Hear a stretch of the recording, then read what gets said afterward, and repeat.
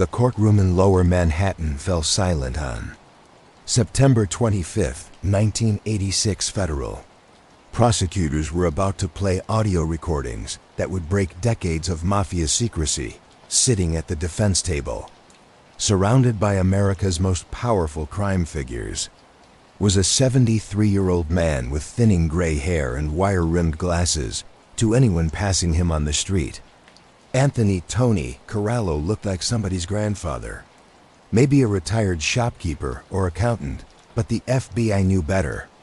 They knew him as Tony Ducks, the boss of the Lucchese crime family and one of the most clever mob leaders in American history. Before we go back to where this all began, I need you to do something. Drop a comment right now and tell me where in the world you are watching from and what time it is there. I love knowing my audience is global. Hit subscribe and like this video because you're about to hear the complete story of how a poor kid from East Harlem became the mob boss who almost made himself untouchable. As the tape began to play, Corallo's own voice filled the courtroom. He was discussing murders, extortion, labor racketeering, and the inner workings of the commission, the mafia's board of directors, for a man who had spent 50 years avoiding surveillance, speaking in whispers and refusing to talk inside any building. Hearing his own voice played back in federal court must have felt like a nightmare. The prosecutors had finally done what generations of law enforcement had failed to do.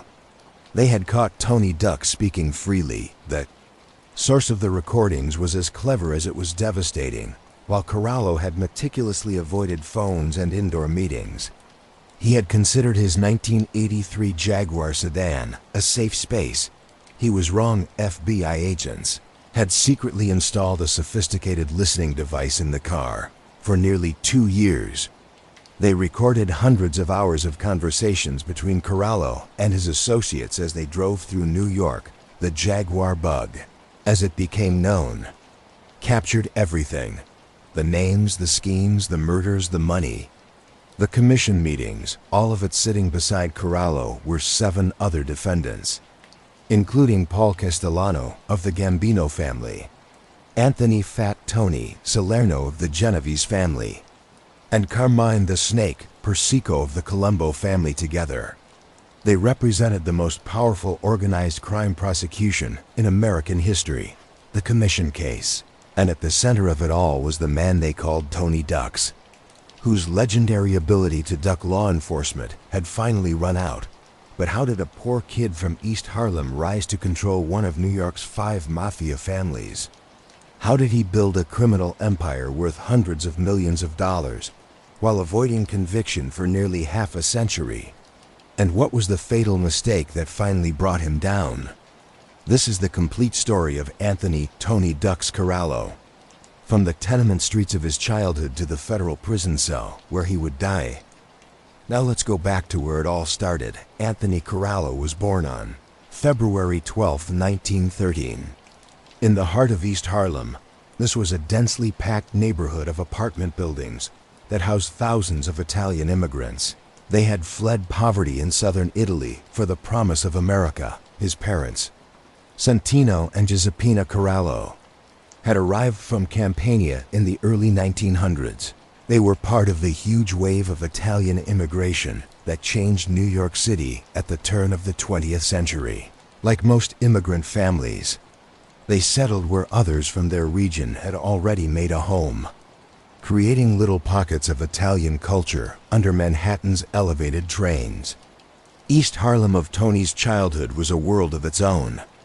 It was roughly between 96th Street to the south and the Harlem River to the north. With 5th Avenue on the west and the East River on the east, this neighborhood was home to the largest Italian community in New York. By the 1920s, the streets were narrow and crowded, lined with pushcart vendors selling vegetables, fish, and fresh bread. The air was filled with Italian dialect, Sicilian, Neapolitan, Calabrian mixing, with the sounds of children playing stickball and the clatter of the elevated trains on 3rd Avenue. The Corallo family lived in a typical apartment building. It was a 5- or 6-story walk-up with apartments. so small that families often slept 4 or 5 to a room. There was no central heating in winter.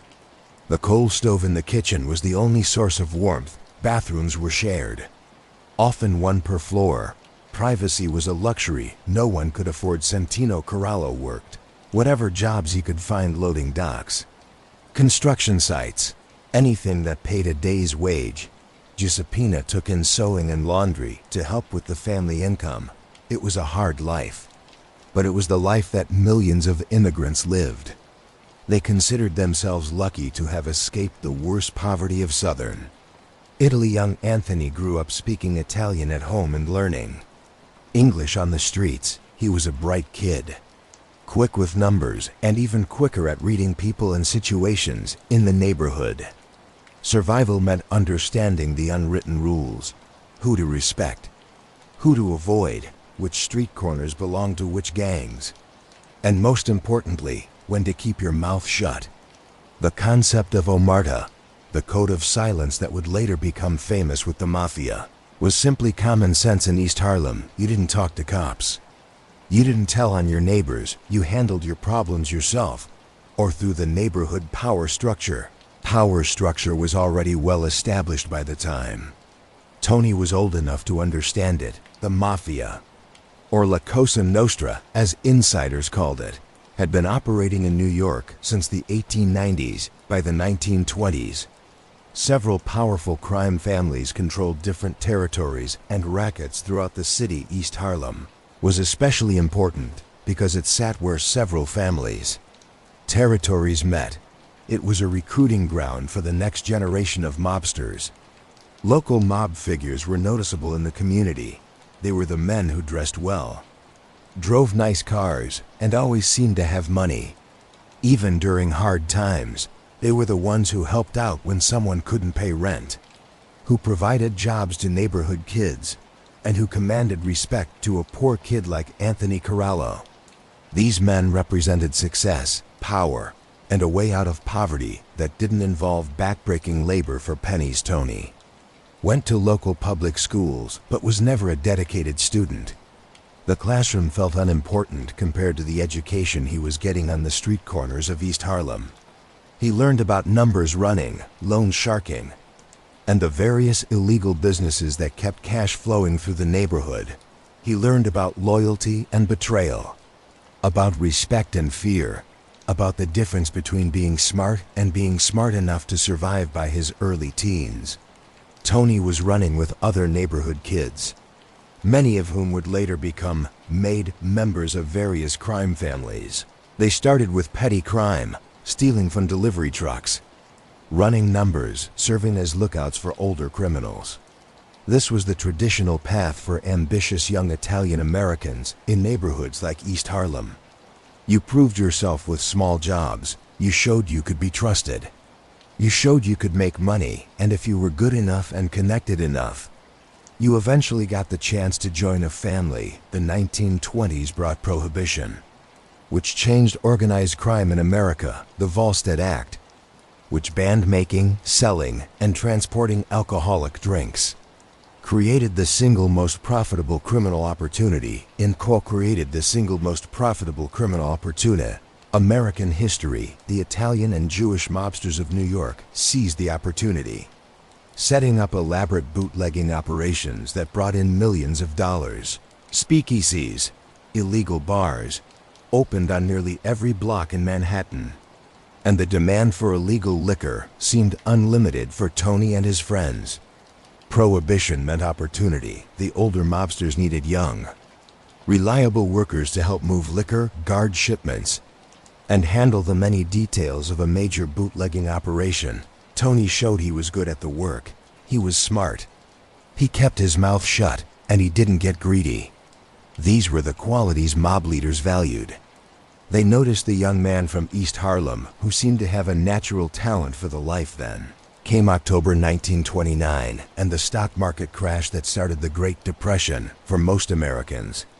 The Depression meant unemployment, poverty, and desperation. Bread lines stretched for blocks. Shanty towns called Hoovervilles sprang up in parks. Millions lost their homes and savings. But for the mob, The Depression was actually a time of growth when people were desperate.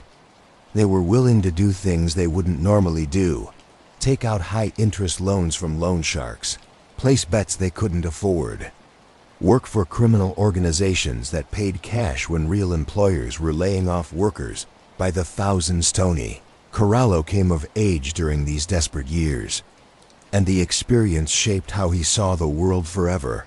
He saw how quickly wealth could disappear, how little protection the law gave ordinary people, and how those who operated outside the law seemed to weather the storm better than those who followed the rules.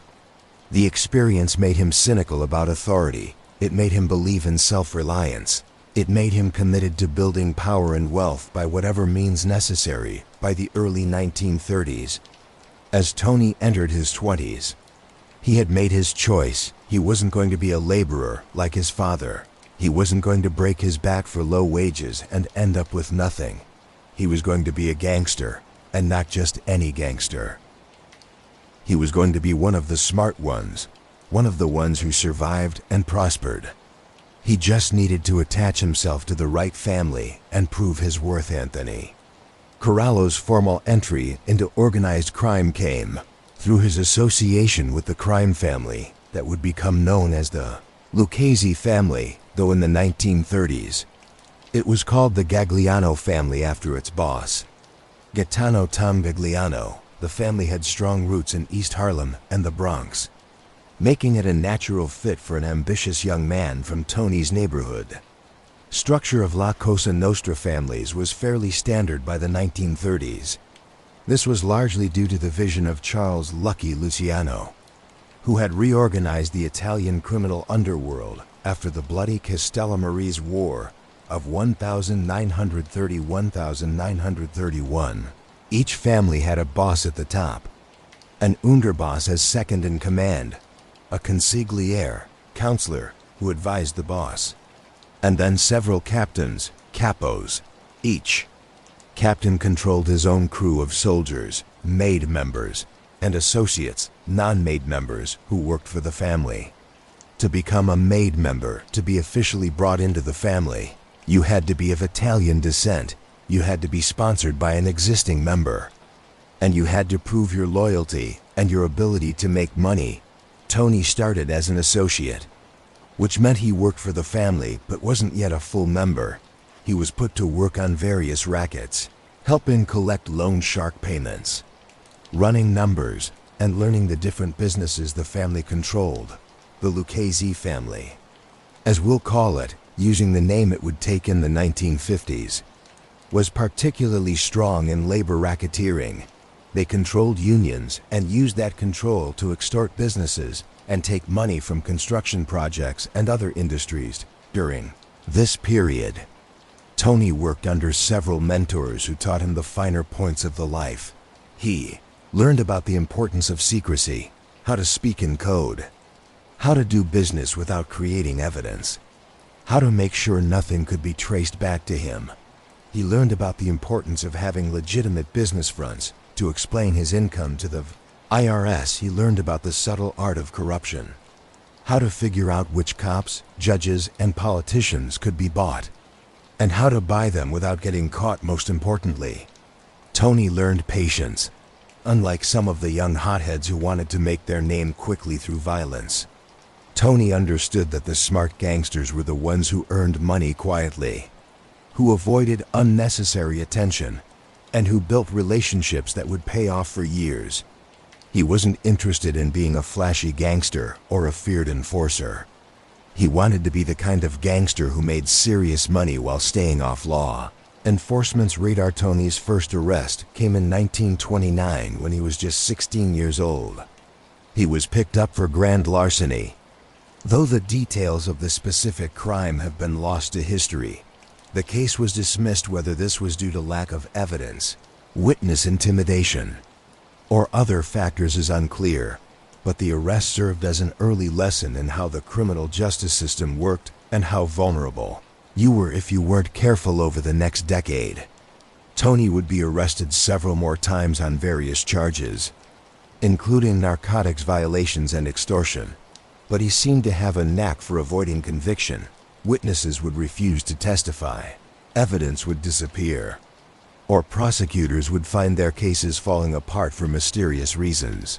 This pattern would continue throughout his criminal career, building Tony's reputation as someone who was extremely difficult to prosecute successfully. The period from the mid-1930s through the 1940s was a time of change for organized crime in America.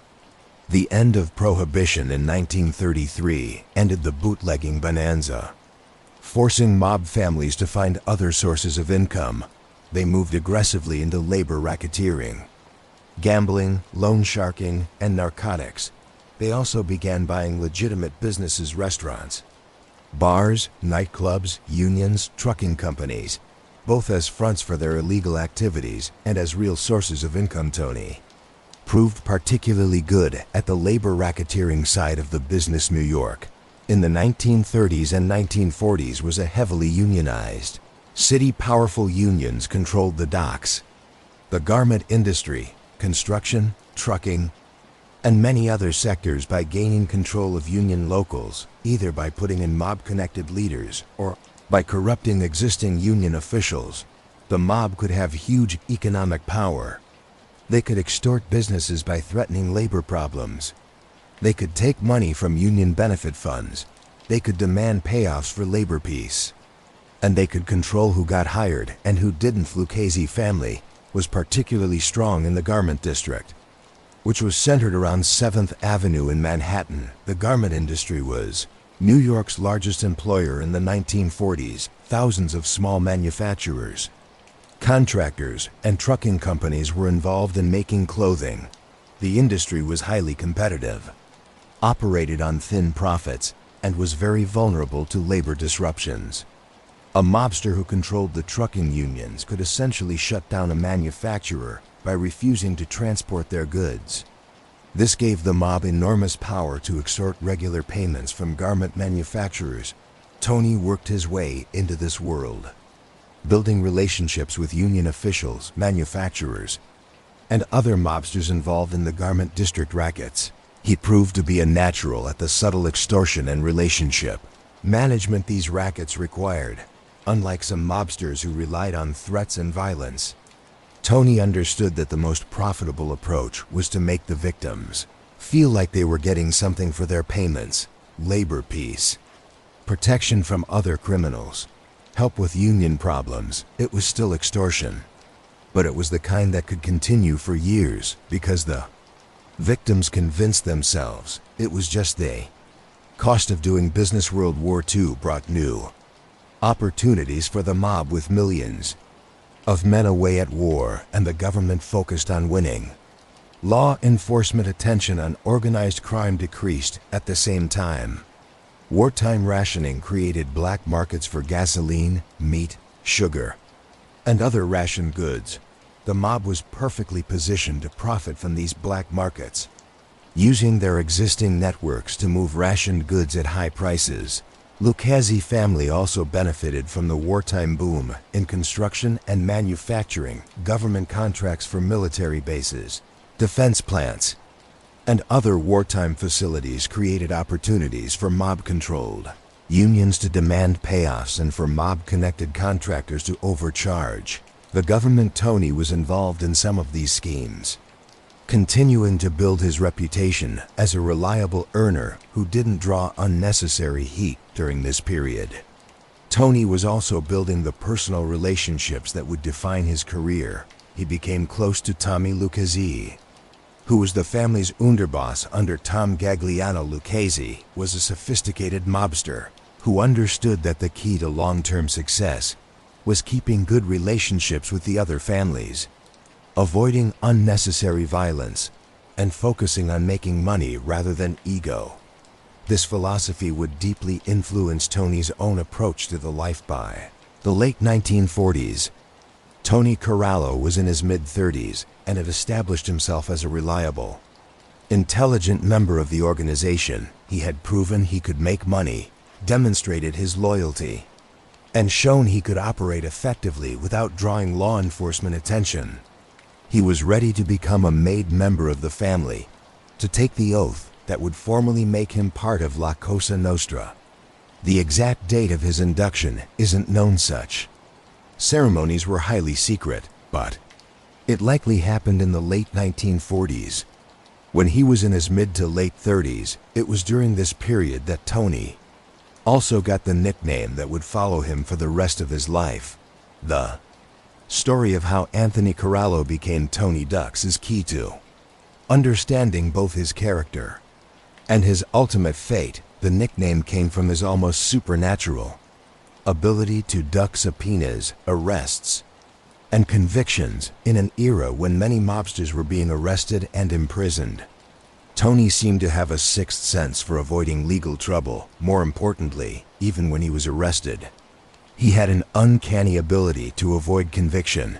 The specific incident that cemented the nickname happened in the late 1940s. Though, like many mob stories, the exact details have become somewhat legendary over the years.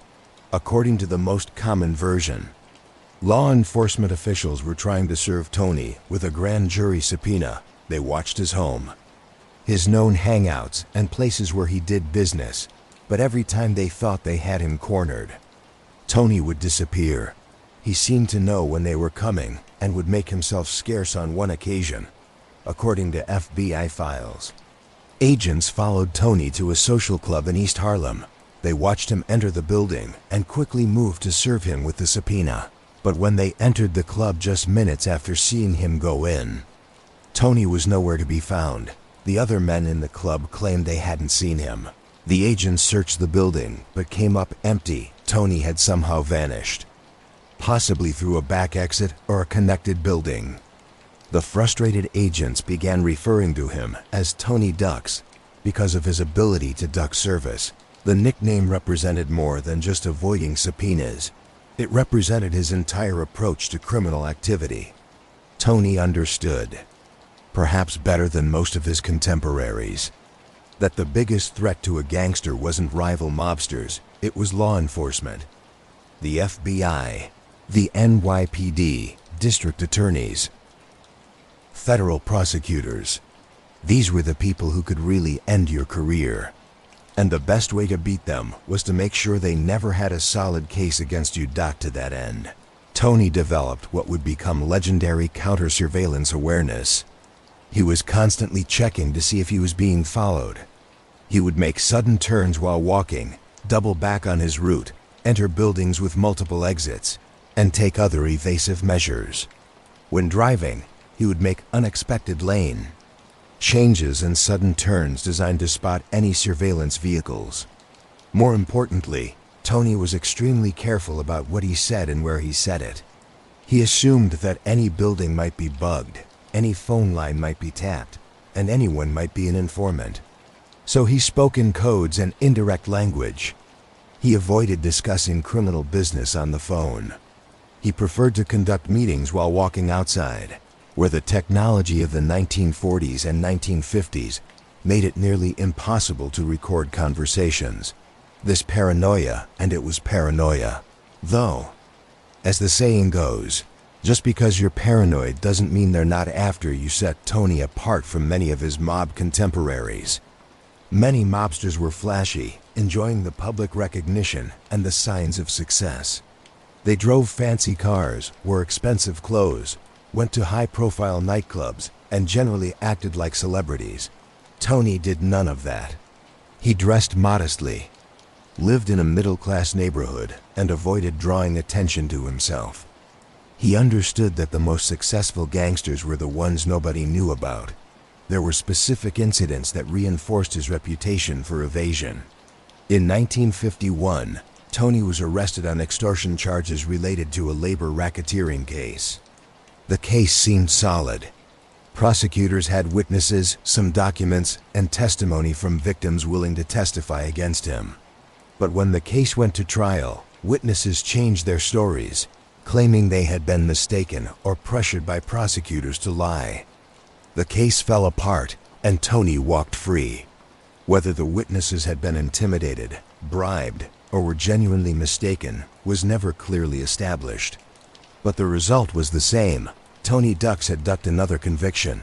Throughout the 1950s, As law enforcement pressure on the mob increased, Tony continued to avoid serious consequences. He was arrested multiple times on various charges: bookmaking, conspiracy, extortion, but convictions were rare and sentences were usually light. Each time he beat a case, his reputation for being untouchable grew, both within the mob and within law enforcement. Law enforcement agents found him endlessly frustrating. They knew he was a major player in the Lucchese family, knew he was involved in serious criminal activity, but they couldn't seem to build a case that would stick. In FBI files from the 1950s, agents repeatedly noted Corallo's sophistication and caution.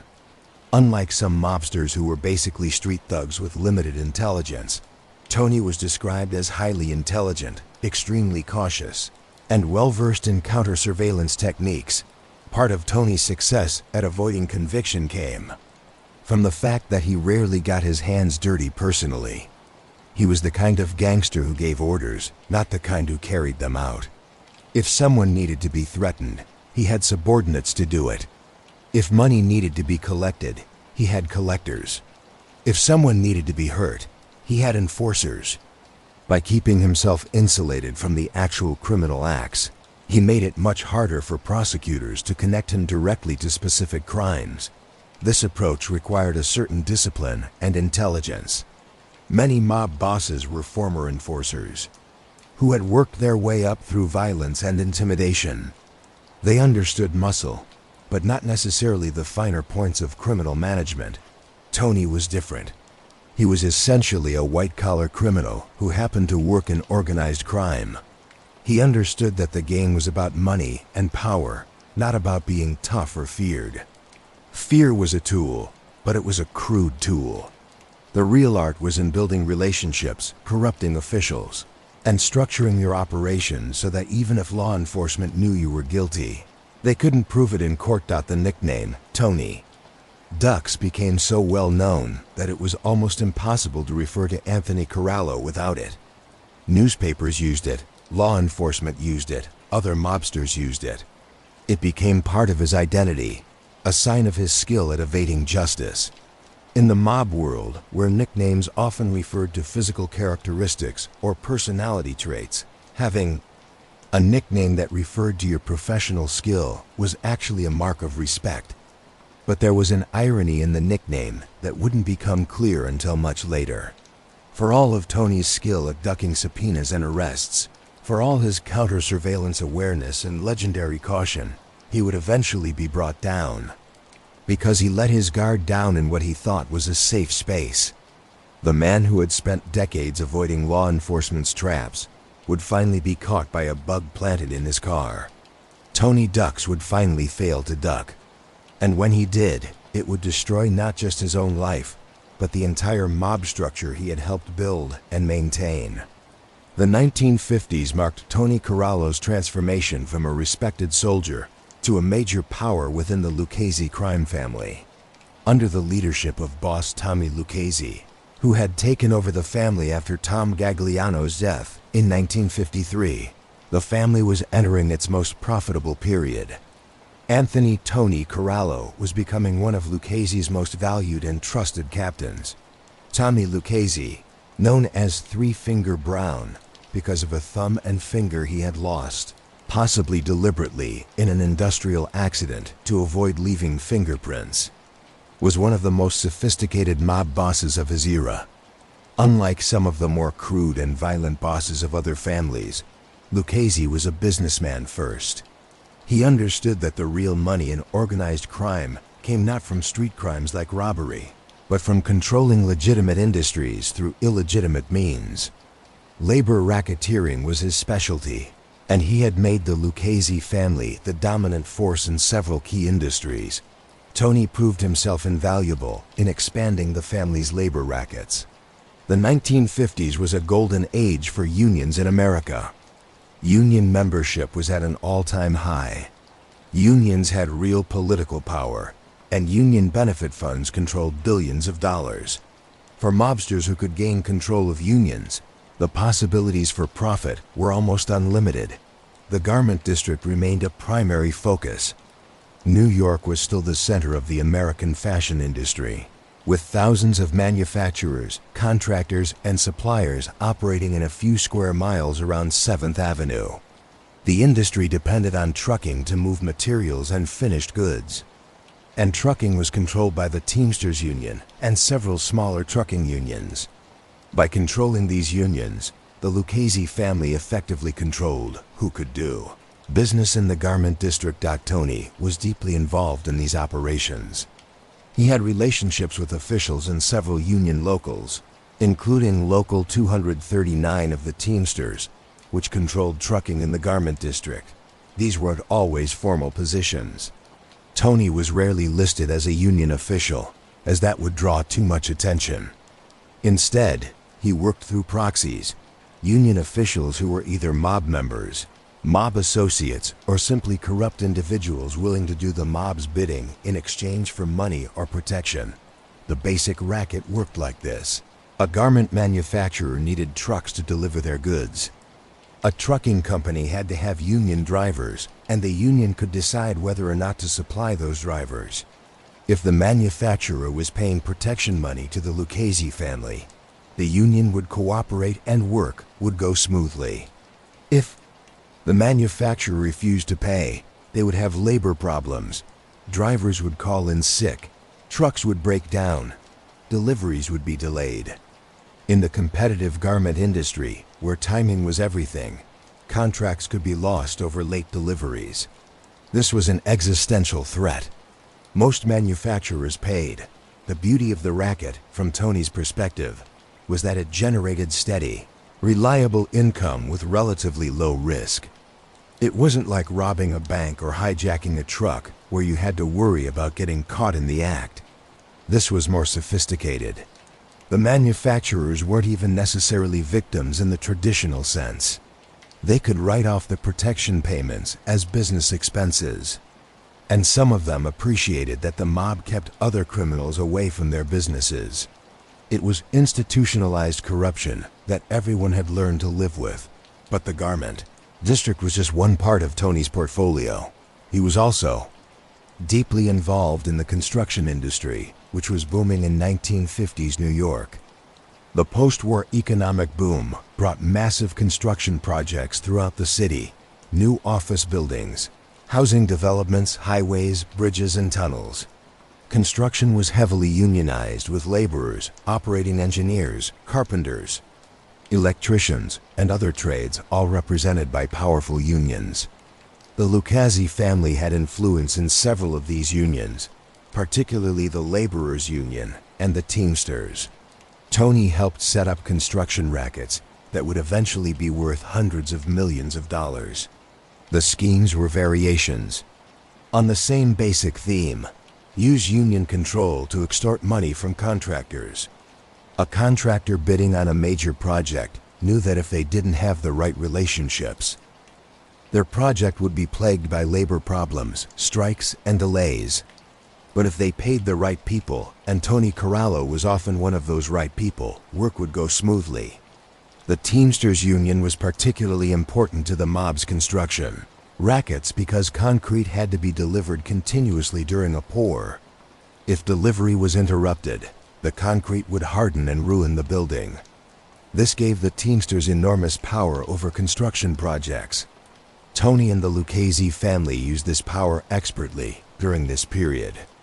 Tony also developed a close relationship with Jimmy Hoffa, the Teamsters' national president, who would later become famous for his mysterious disappearance. Hoffa was elected president of the Teamsters in 1957. While he wasn't a mob member, he was certainly mob-friendly. He understood that the mob controlled many local Teamsters unions and that cooperation with the mob was necessary for his own power.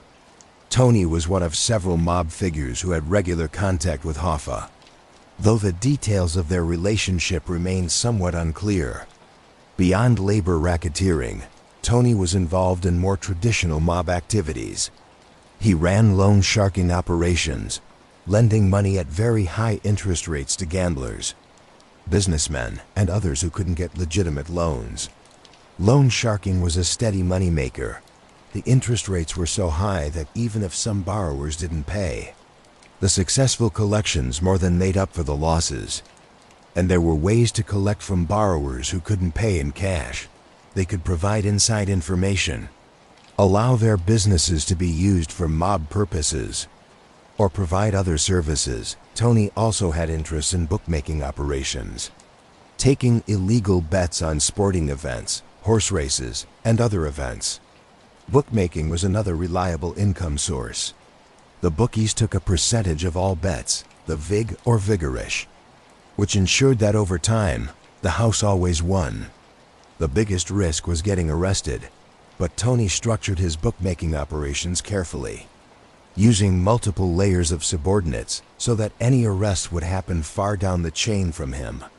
To make all of this work and to clean the money from his criminal activity, Tony needed legitimate business fronts over the years. He got interests in various legitimate businesses, restaurants, a labor consulting firm, a trucking company, and others. These businesses could explain his income and provide covers for his activities. These businesses were rarely successful in the traditional sense. Restaurant didn't need to make money from customers when it was really a front for loan sharking operations, but they served their purpose of creating the appearance of legitimacy.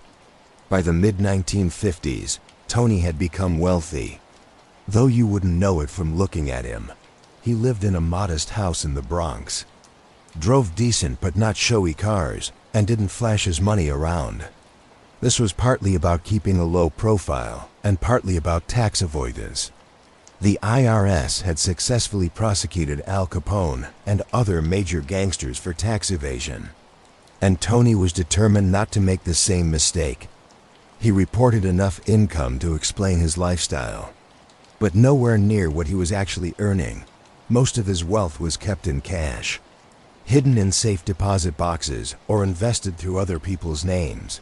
In 1956, Tony had a brush with serious prison time that showed both the risks of the life and his skill at avoiding consequences.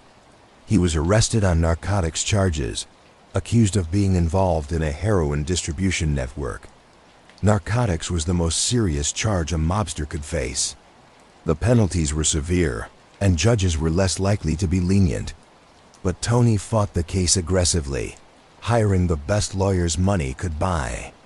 Key witnesses against him developed memory problems. Evidence was challenged. Ultimately, the case resulted in a hung jury rather than retry the case. Prosecutors agreed to let Tony plead guilty to a lesser charge. He received a 2-year sentence, but was released after serving only 6 months. This case showed several things about Tony. First, he had the resources and connections to mount a serious legal defense. Second, he had the ability to influence witnesses and weaken prosecutions. And third, even when convicted, he seemed to get off relatively lightly. To law enforcement, it was endlessly frustrating. To Tony's mob associates, it reinforced his reputation as someone with the intelligence and savvy to survive in a dangerous world. By the end of the 1950s, Tony Corallo was one of the most important captains in the Lucchese family, controlling profitable rackets that earned millions of dollars per year. He had built a reputation for being smart, careful, and profitable, and he had survived at a time when many of his contemporaries were being arrested, prosecuted, and imprisoned. But the life was about to get even more complicated because in 1957, an event would occur that would change the American Mafia forever and thrust it into the national spotlight in a way it had never been before. On November 14, 1957, Anthony Corallo attended what would become one of the most infamous gatherings in American criminal history, the Apalachine Meeting. This summit of mob bosses from across the country was supposed to be a routine gathering to discuss business and settle disputes. Instead, it became a public relations disaster for the mafia and proved to law enforcement and the public that a national, organized crime syndicate really did exist. The meeting was called by Joseph Barbara, a boss in the Buffalo crime family who owned a large estate in Appalachian. A small town in upstate New York, Barbara had hosted mob meetings before, and his estate seemed like a perfect location. Rural, isolated, easy to secure, and unlikely to attract attention. The purpose of the meeting, according to later FBI analysis and informant testimony, was to address several pressing issues. The recent killing of Albert Anastasia, boss of what would become the Gambino family, the growing drug trade and whether families should be involved in narcotics, and various territorial and business disputes that needed to be settled. Mob bosses and other high-ranking members from around the country came to the Barbara estate. From New York came representatives of all 5 families, including Tommy Lucchese and several of his top people, including Tony Corallo. From other cities came bosses and representatives from Philadelphia, New Jersey, Buffalo, Cleveland, Chicago, and other cities where La Cosa Nostra families operated. In total, somewhere between 50 and 100 mob figures gathered at the estate that day, representing the largest known gathering of American mob leadership in history. Tony traveled to Appalachian with several other Lucchese family members, likely driving up from New York in a convoy of luxury cars. For Tony, this was an important opportunity to meet mob figures from other families and cities, to show his importance within the Lucchese organization, and to participate in high-level mob decision-making. But the meeting was doomed from the start. A suspicious New York State Police sergeant named Edgar Croswell had been watching Joseph Barbara for some time. When Croswell noticed the sudden arrival of expensive cars and out-of-state license plates at Barbara's estate, he became suspicious, along with other state police and federal authorities. Croswell set up a roadblock on the main road leading from the estate. When the mobsters inside realized that law enforcement was outside, panic broke out. Some fled on foot through the woods surrounding the estate, tearing their expensive suits on branches and undergrowth. Others tried to escape in their cars, only to be stopped at the roadblock. Still others simply tried to brazen it out, claiming they had just stopped by to visit their sick friend, Joseph Barbara. In the end, over 60 mobsters were detained and identified. Though no one was arrested, they hadn't actually committed any crime by gathering at someone's estate. The damage was done. Tony Corallo was among those detained and identified. According to police records, he gave his occupation as labor relations consultant, a cover story that was technically true, but laughably weak as an explanation for his presence at a meeting of the nation's top gangsters. Like the others, he was questioned, photographed, and released. The police couldn't charge them with anything, but the damage was done. The Appalachian fiasco had several profound effects on organized crime in America.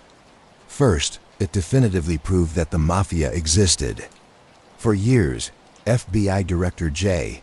Edgar Hoover had downplayed the existence of organized crime, partly because he didn't believe it was a significant threat, and partly because he didn't want to divert FBI resources from what he considered more important targets like communists. Appalachian made it impossible to deny the Mafia's existence. Here were 60 men with extensive criminal records from cities across America. Gathering in secret, the media had a field day. Suddenly, the American Mafia was front-page news. Second, Appalachian forced law enforcement to take the Mafia seriously. The FBI began creating special organized crime units and dedicating significant resources to understanding and dismantling the mob. The fact that so many top mobsters had been identified and photographed gave the FBI a roadmap of the mob's leadership structure. They now knew who the key players were and could begin building cases against them. Third, Appalachian forced the mob to change how it operated. The old model of large gatherings where bosses could discuss business face-to-face became too risky. The mob had to find new ways to communicate and make decisions, which would prove challenging given their natural paranoia about phones and the growing sophistication of electronic surveillance. For Tony Corallo personally, the Appalachian disaster was a reminder of how quickly things could go wrong. He had been part of what should have been a routine, secure meeting, and instead he had ended up being photographed, identified, and listed in FBI files as a major organized crime figure. It was exactly the kind of attention he had spent his career trying to avoid. The experience reinforced his already strong commitment to secrecy and caution. In the aftermath of Appalachian, Tony became even more paranoid about surveillance and even more careful about his activities. He redoubled his counter-surveillance efforts, became even more cryptic in his speech, and avoided situations where large groups of mobsters gathered. The lesson of Appalachian was clear: no meeting was truly secure, and the consequences of exposure could be severe. The late 1950s also brought increased scrutiny from the U.S. Senate, which held highly publicized hearings on organized crime and labor racketeering. The McClellan Committee, led by Senator John McClellan, with a young lawyer named Robert F. Kennedy as chief counsel, investigated mob infiltration of labor unions. Tommy Lucchese and other mob figures were called to testify. Though most took the Fifth Amendment and refused to answer questions, Tony wasn't called to testify, which he likely saw as a victory. It meant he was still flying under the radar compared to higher-profile mobsters. But the combination of Appalachian and the Senate hearings meant that the golden age of the mob, when they could operate with relative freedom, was coming to an end. Law enforcement was getting smarter, surveillance technology was improving, and the legal tools available to prosecutors were changing. The mob would have to adapt or face destruction. Tony Corallo understood this better than most, and his commitment to secrecy and caution would serve him well in the coming decades. The 1960s saw Tony Corallo firmly established as one of the most powerful and respected captains in the Lucchese crime family. A captain, or capo, in the mafia hierarchy controlled his own crew of soldiers and associates, ran his own operations, and gave a percentage of his earnings to the family's leadership. Tony's crew was one of the family's most profitable, and he was increasingly involved in family-level decision-making.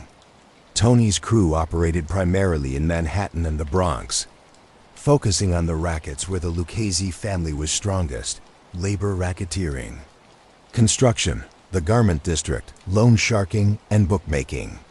His crew was relatively small compared to some others in the family, perhaps 10 to 15 maid members, plus numerous associates, but it was highly profitable because Tony focused on sophisticated schemes rather than street-level crimes. The members of Tony's crew were carefully selected. He wanted men who were smart enough to operate with minimal supervision, disciplined enough to avoid unnecessary risks, and loyal enough to be trusted with serious criminal activity. He wasn't interested in tough guys or muscle. He had people he could call on for enforcement when necessary.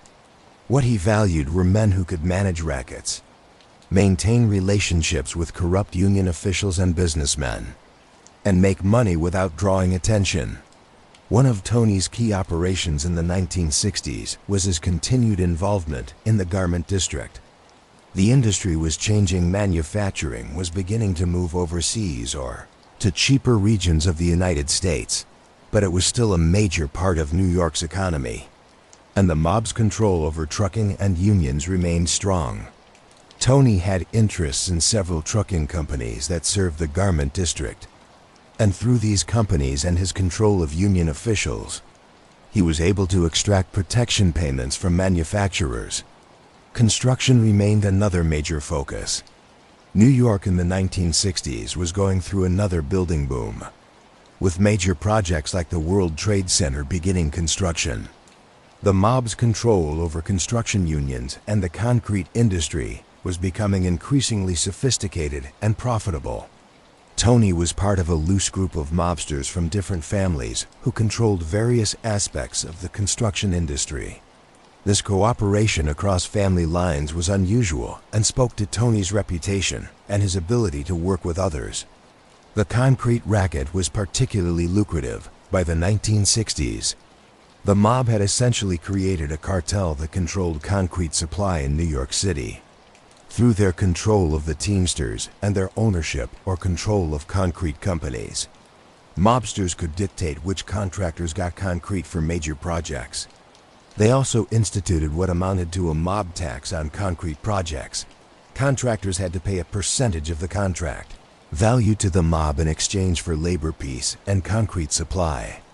Tony wasn't the architect of this scheme. It involved mobsters from multiple families, but he was an important participant and benefited greatly from it. Tony was also deeply involved in loan sharking, which remained one of the mob's most reliable moneymakers. The loan sharking operations of the 1960s were more sophisticated than the simple street corner operations of earlier decades.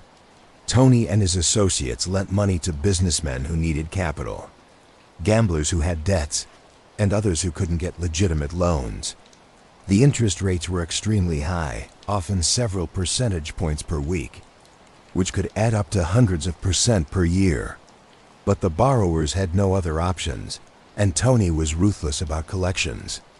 The key to successful loan sharking was knowing when to be patient and when to apply pressure. Some borrowers could pay if given time, and squeezing them too hard would just drive them into bankruptcy or cause them to flee.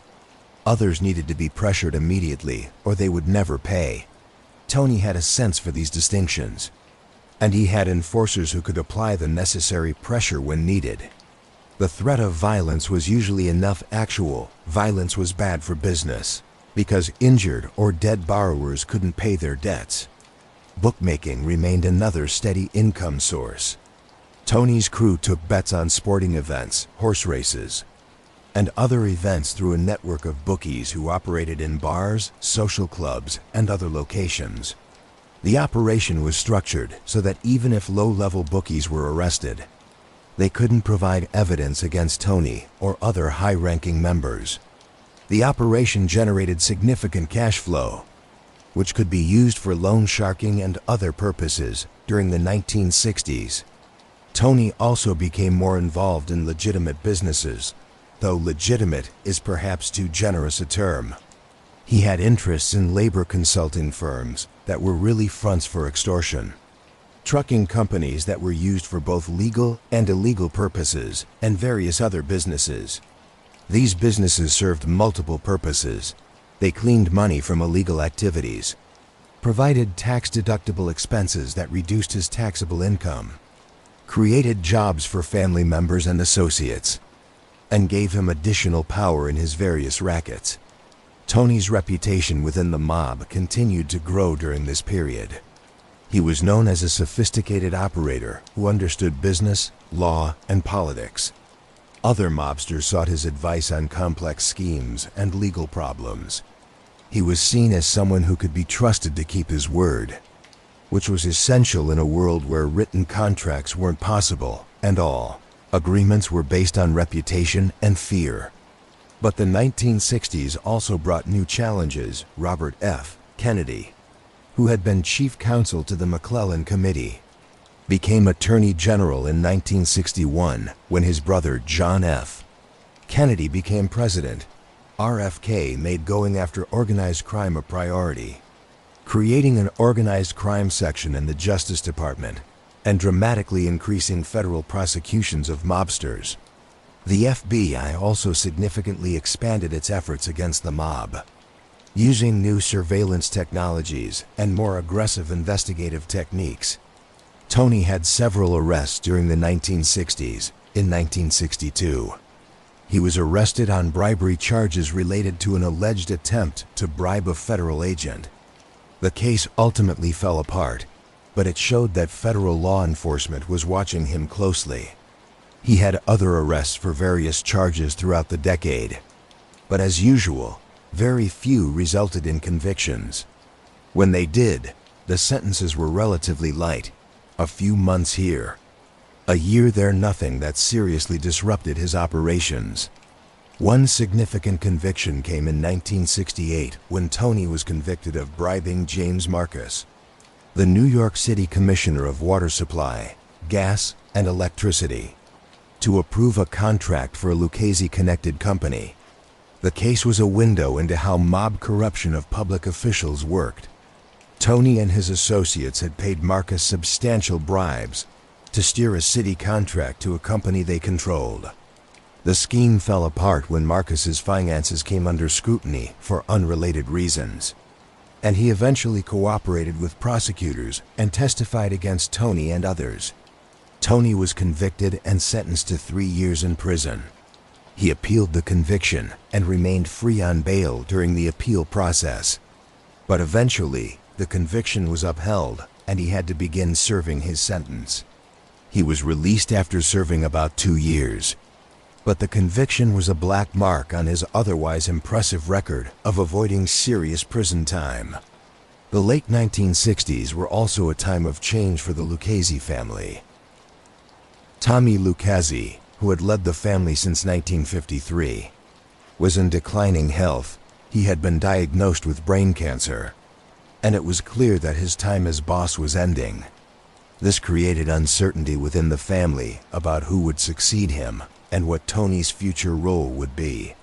Tommy Lucchese died on July 13, 1967. At age 73, his death marked the end of an era for the family. Under his leadership, the Lucchese family had become one of the most powerful and profitable families in New York, with strong positions in labor racketeering, construction, and other key industries. But succession in the mob is always complicated, and who would replace Lucchese was a critical question. When Tommy Lucchese died in 1967, Anthony Corallo was serving his sentence for the bribery conviction and was not in a position to immediately take over as boss. Instead, the family turned to Carmine Mr. Gribbs Tremonti, a longtime member who was seen as a safe temporary choice. Tremonti officially became boss, but it was understood by many within the family that this was likely a temporary arrangement. Tremonti was 67 years old when he became boss. While he was a respected member with decades of experience, he didn't have the energy or the connections that Tony Corallo had. More importantly, Tremonti became boss at a difficult time for the mob. Law enforcement pressure was intense, with the FBI conducting extensive surveillance and prosecutors bringing more sophisticated cases using wiretaps and informant testimony. Tony was released from prison in 1970 after serving about 2 years of his 3-year sentence. He immediately returned to an active role in the family, officially as a captain, but in reality as much more than that. Many within the family and within law enforcement believed that Tony was the real power behind Tremonti, the man making the important decisions while Tremonti served as a figurehead. This arrangement suited Tony perfectly. Being the official boss brought intense law enforcement scrutiny. The FBI would have surveillance on the boss constantly. Prosecutors would be looking for any opportunity to indict him, and informants would be trying to gather evidence against him. But if you were the de facto power behind the official boss, you could exercise real authority while maintaining a somewhat lower profile during this period. Tony continued to expand the family's operations and consolidate his own power. He maintained his interests in labor racketeering and construction while also exploring new opportunities. One area of particular interest was airports, especially JFK Airport, then still sometimes called Idlewild Airport, which was a major hub for cargo as well as passengers. The airport offered numerous opportunities for mob activity, hijacking cargo, theft from warehouses, loan sharking to airport employees and businesses, labor racketeering through control of airport unions, and taking over companies that did business at the airport. The Lucchese family had been active at JFK for years. This was the airport where the famous Lufthansa heist would later take place, though that would be after Tony's time as an active criminal. And Tony helped expand and systematize these operations. Tony also worked to maintain good relationships with the other 4 New York families. In the Mafia, the 5 families were theoretically equal partners, and cooperation was essential for many operations. The concrete racket, for example, involved members of multiple families. Control of unions was often shared. Major decisions like whether to kill a made member Whether to start a war with another family or how to handle relationships with other families were often made collectively by the bosses sitting together as the Commission.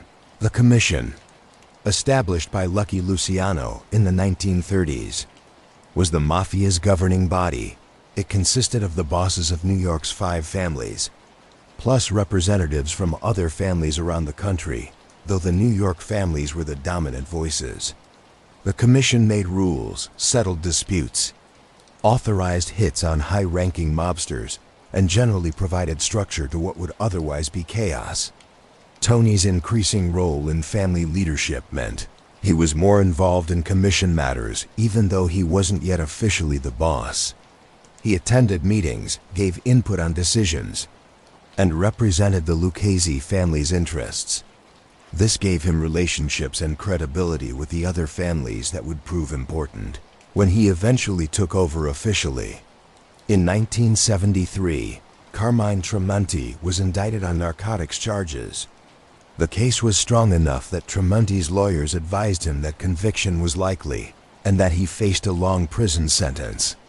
At 73 years old, Tremonti had no stomach for a long legal battle and likely understood that he had been a placeholder anyway. The way was clear for Tony Corallo to officially become boss of the Lucchese family. The transition was smooth because it was expected and because Tony had effectively been running things already. The family's captains and soldiers accepted his leadership without resistance. The other families recognized him as boss without dispute. And law enforcement, which had been watching the situation closely, noted the transition and began treating Tony as the primary target of their Lucchese family investigations.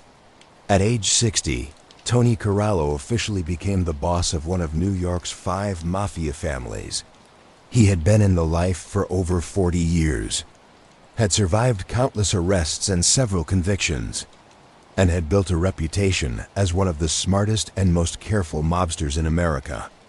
Now he would have the opportunity to lead the family and shape its operations.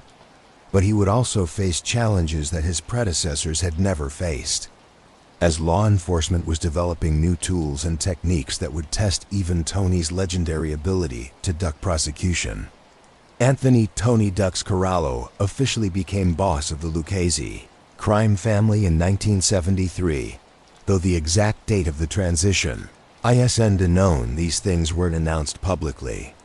At 60 years old, he was taking control of an organization with perhaps 100 made members and several hundred associates, with operations throughout New York and New Jersey that generated tens of millions of dollars annually. Tony's leadership style was distinctly different from some of the other bosses who ran New York's families during this period. Where some bosses were flashy and enjoyed the public attention that came with being a mob boss, Tony was the opposite. He avoided publicity, dressed modestly, and worked hard to maintain as low a profile as possible. His goal was to make money and maintain power while giving law enforcement as little as possible to work with. One of Tony's first priorities as boss was to restructure the family's operations to reduce vulnerability to law enforcement. The FBI was becoming increasingly sophisticated in its approach to organized crime, using electronic surveillance, informants, and the RICO statute, which we'll discuss in more detail later, to build cases that could take down entire criminal enterprises. Tony understood that the old ways of operating wouldn't work in this new environment. He instituted strict rules about communications. Phone conversations were to be avoided whenever possible, and when phones had to be used, members were to speak in code and avoid any direct discussion of criminal activity. Meetings inside buildings were dangerous because of the risk of bugs, so Tony insisted on conducting most business while walking outside. These walk talks became a signature of Tony's leadership. He would meet associates in parks, on street corners, or walking through neighborhoods, discussing business while moving constantly, making surveillance and recording nearly impossible. Tony also became even more paranoid about informants.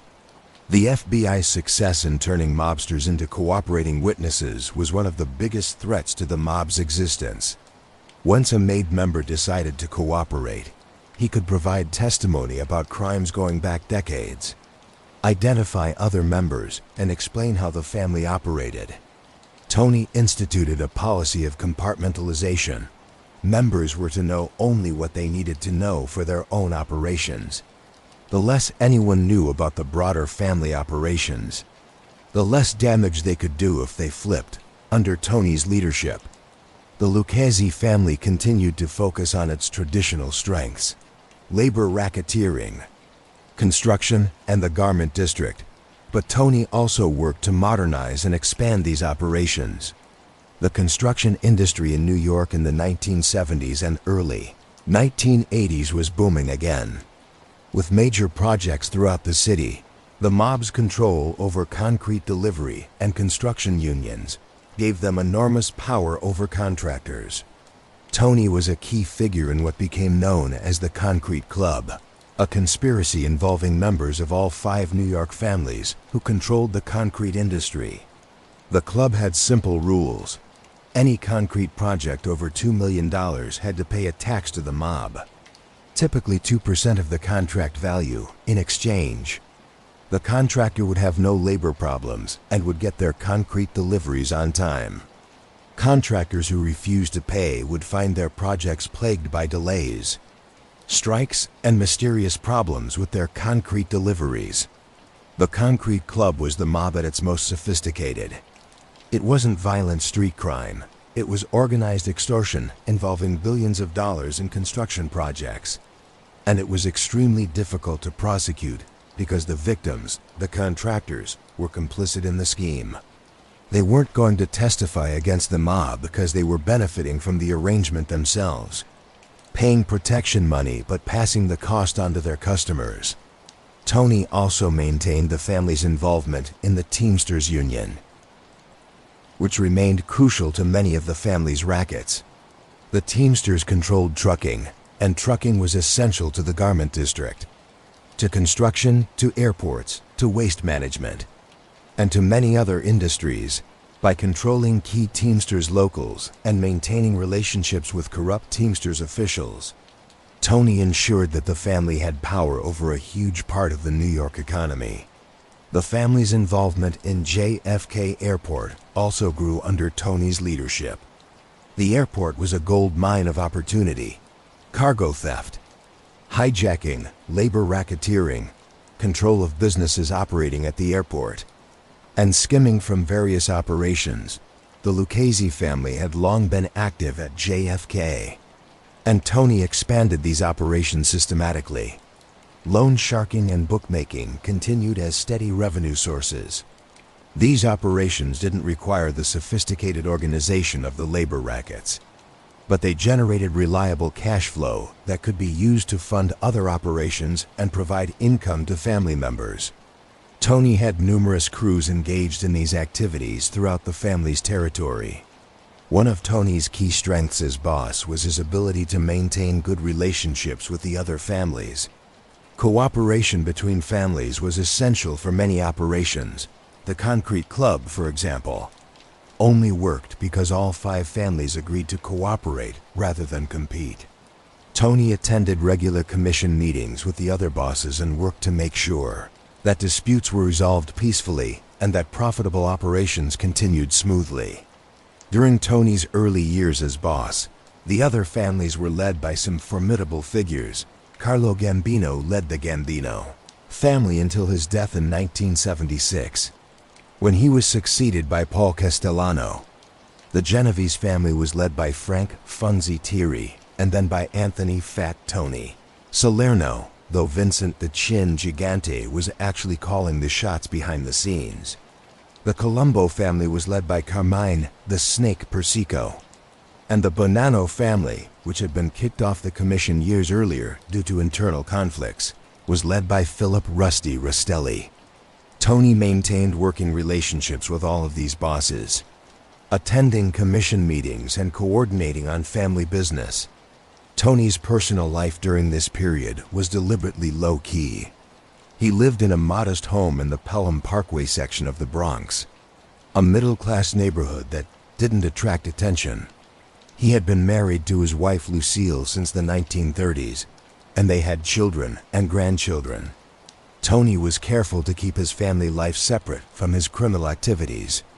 His family members were not involved in the business, and he worked hard to make sure that they were protected from the consequences of his criminal career. His routine was carefully structured to avoid surveillance and prosecution. He would wake up early, often meet associates for breakfast at a diner, and then spend the day conducting business while walking through various neighborhoods.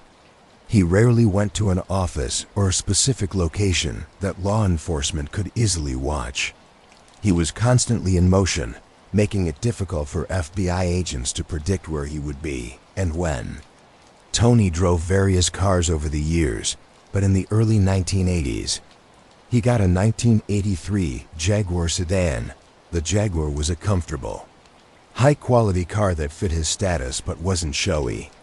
He considered the car a safe space where he could talk freely with associates. After all, who could bug a car? The technology of the time made it extremely difficult to install a listening device that would work reliably in a moving vehicle. Or so Tony thought. This assumption would prove to be his greatest mistake. Under Tony's leadership, the Lucchese family was estimated to be earning between $50 million and $100 million annually from its various operations. Tony himself was worth millions, though the exact amount is impossible to determine since he kept most of his wealth in cash and didn't exactly file accurate tax returns. He was, by any measure, one of the most successful criminals in America, running a sophisticated criminal enterprise that had operated profitably for decades. But the law enforcement world was changing in ways that would ultimately doom Tony and the entire commission. New technologies were making surveillance easier. Informants were becoming more common as mobsters facing long prison sentences chose cooperation over loyalty. And most importantly, the RICO statute was giving prosecutors a powerful new tool to attack organized crime. The Commission, the Mafia's board of directors, represented the peak of organized crime power in America. Established by Lucky Luciano in the early 1930s after the bloody Castellamarese War, the Commission was designed to prevent the kind of inter-family conflicts that had nearly destroyed the Italian mob, providing a forum where bosses could resolve disputes, coordinate major operations, and establish rules for all families. The Commission helped create the stability that allowed organized crime to flourish for decades. By the time Tony Corallo became boss of the Lucchese family and a member of the Commission had evolved into a sophisticated criminal governing body.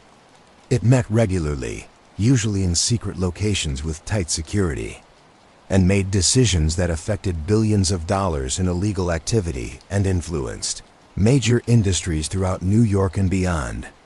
The Commission's membership traditionally consisted of the bosses of New York's 5 families: Lucchese, Gambino, Genovese, Colombo, and Bonanno, plus bosses from other cities like Chicago, Buffalo, and Philadelphia, though the New York bosses were the dominant voices.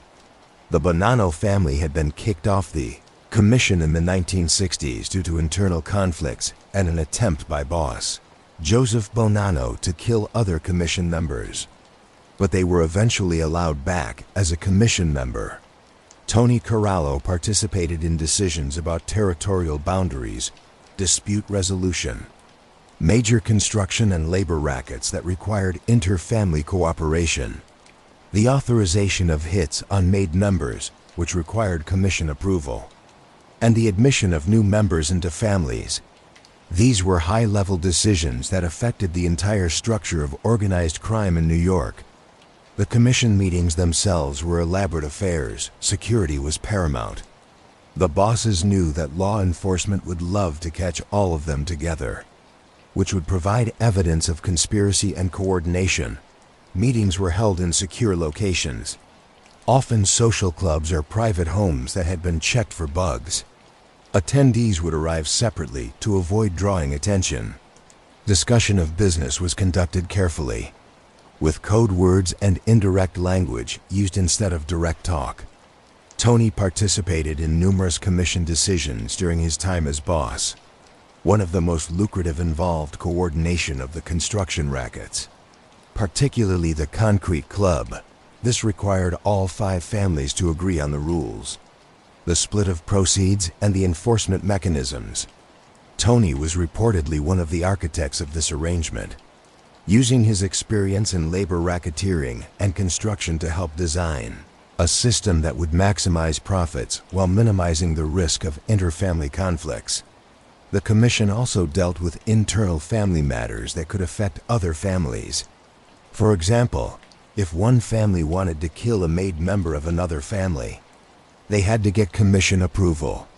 This rule was designed to prevent the kind of escalating violence that could lead to all-out war. Tony, as a commission member, would have voted on such requests and would have had to seek commission approval if he wanted to kill a made member of another family. During the 1970s and early 1980s, the commission oversaw what would prove to be the final golden age of the American Mafia. The 5 families were generating enormous sums from construction, labor racketeering, drugs, gambling, loan sharking, and various other rackets. They had corrupted unions, politicians, and businesses throughout New York. They operated with a level of freedom that suggested they were untouchable, but this success bred arrogance. The commission members began to believe their own mythology, that they were too smart, too powerful, too well protected to be touched by law enforcement. They had spent decades avoiding serious prosecution, watching as individual members went to prison, but the organization itself continued. They assumed this would continue forever. This arrogance showed in several ways. Commission members became less cautious in their communications. They discussed business more openly, believing that their counter-surveillance measures were adequate. They conducted business in cars, assuming that vehicles were safe from bugging. They met in locations they considered secure without considering that technology was advancing and that what was secure in 1970 might not be secure in 1983. The commission also became involved in increasingly bold criminal activity. The murder of Paul Castellano in December 1985, orchestrated by John Gotti, without commission approval or with approval obtained through deception, depending on which account you believe, showed how the rules that the commission had established were breaking down. The commission's authority depended on all families accepting its legitimacy and following its rules. When those rules were ignored or gotten around, the whole structure became vulnerable. Tony Corallo's role on the commission made him one of the most powerful mobsters in America, but it also made him a prime target for federal prosecutors. The government's strategy wasn't to go after individual crimes or individual mobsters. It was to use the RICO statute to attack the entire commission structure. If they could prove that the commission existed and that it coordinated criminal activity, they could convict all the bosses at once for racketeering conspiracy. And to do that, they needed evidence of commission meetings, commission decisions, and commission-coordinated criminal activity. The FBI began an intensive surveillance operation targeting the commission members. They followed them, photographed them, tried to record their conversations, and worked to document every aspect of how the commission operated. It was a massive undertaking that involved hundreds of agents and years of work. And one of their primary targets was Tony Corallo, the boss of the Lucchese family and a key commission member. Throughout the 1970s and into the 1980s, Tony Corallo's reputation as a master of evasion reached legendary proportions. Law enforcement agents who tried to watch him found it endlessly frustrating. He seemed to have an almost supernatural ability to detect surveillance and avoid situations where he might be recorded or observed conducting criminal business. Tony's counter-surveillance awareness was rooted in decades of experience and a fundamental understanding of how law enforcement operated. He knew that the FBI had limited resources and couldn't follow him 24 hours a day, 7 days a week. He knew that surveillance teams typically consisted of several cars, and that these cars had to maintain positions around him to avoid losing him. He knew that surveillance agents tried to blend in, but often had telltale signs, multiple occupants in cars, specific types of vehicles, certain driving patterns. And he knew that if he made surveillance difficult enough, the FBI might pull back and focus their limited resources elsewhere. So Tony made surveillance as difficult as possible. When driving, he would make sudden lane changes, unexpected turns, and other maneuvers designed to spot surveillance vehicles. He would sometimes drive in circles or repeatedly circle a block, forcing surveillance vehicles to reveal themselves. He had associates check behind him to see if the same vehicles were following him consistently. When meeting with associates, Tony insisted on outdoor meetings whenever possible. He understood that the technology of the time made it relatively easy to bug a room. You could hide a microphone in a wall, a lamp, or furniture, and it could transmit conversations to a nearby receiver. But outdoor conversations were much harder to record. Wind noise, traffic noise, and distance made it extremely difficult to get clear recordings. And if you were walking while you talked, moving through public spaces, the challenge increased dramatically. These walk talks became Tony's signature as boss. He would meet an associate at a corner, and they would walk together through a neighborhood or park, discussing business while in constant motion. Sometimes these walks would last an hour or more, covering several miles. FBI agents trying to follow would have to maintain visual contact without getting too close, which was extremely difficult in crowded urban areas. And even if agents could maintain visual surveillance, they couldn't hear what was being said. Tony also insisted on speaking in whispers when discussing sensitive matters. Associates reported that even during outdoor walk talks, Tony would lean in and whisper, forcing them to lean in close to hear him. This made surveillance recording virtually impossible. A parabolic microphone aimed from a distance wouldn't be able to pick up whispered conversation, especially with background noise inside buildings. Tony was constantly checking for bugs. He would inspect rooms before meetings, looking for anything unusual. He instructed associates to do the same. He avoided using phones whenever possible, knowing that phone lines could be tapped. When he had to use a phone, he spoke in codes and indirect language, never discussing criminal activity directly. This level of paranoia extended to his personal life. Tony was careful about who he associated with and where he went. He avoided high-profile restaurants and nightclubs where he might be photographed or where the FBI might have informants. He rarely attended large gatherings of mobsters. He was constantly vigilant, constantly checking his surroundings, constantly aware that law enforcement was watching. FBI agents who watched Tony during this period expressed both frustration and grudging admiration in their reports. One agent noted that Corallo was the most sophisticated and security-conscious organized crime figure he had ever encountered. Another wrote that surveillance of Corallo was extremely difficult and often futile because of his counter-surveillance awareness, but Tony's greatest sense of security came from his car. He believed correctly, based on the technology of the 1970s, that a car was one of the safest places to have a conversation. A car was private, it was mobile, and the technology required to bug a moving vehicle was extremely sophisticated and unreliable. So Tony often conducted business while driving, picking up an associate and driving through the city while they discussed family business. He would sometimes drive for hours, going nowhere in particular, just driving and talking. He might pick up an associate in Manhattan, drive to New Jersey, loop through Queens, and end up back in Manhattan. The constant motion made it difficult for surveillance teams to follow without being detected, and even if they could follow, they couldn't hear what was being said inside the car, or so Tony thought. What Tony couldn't know, was that FBI technology was advancing rapidly. The Bureau had developed sophisticated miniature transmitters that could be hidden in a car and would transmit. conversations to receivers in surveillance vehicles. These devices were battery-powered, could operate for extended periods, and produced reasonably clear audio, even with engine noise and traffic sounds. More importantly, the FBI had obtained authorization from a federal judge to install such a device in Tony's car. This wasn't easy. The Bureau had to demonstrate probable cause that Tony was engaged in criminal activity and that normal investigative techniques had failed to produce evidence.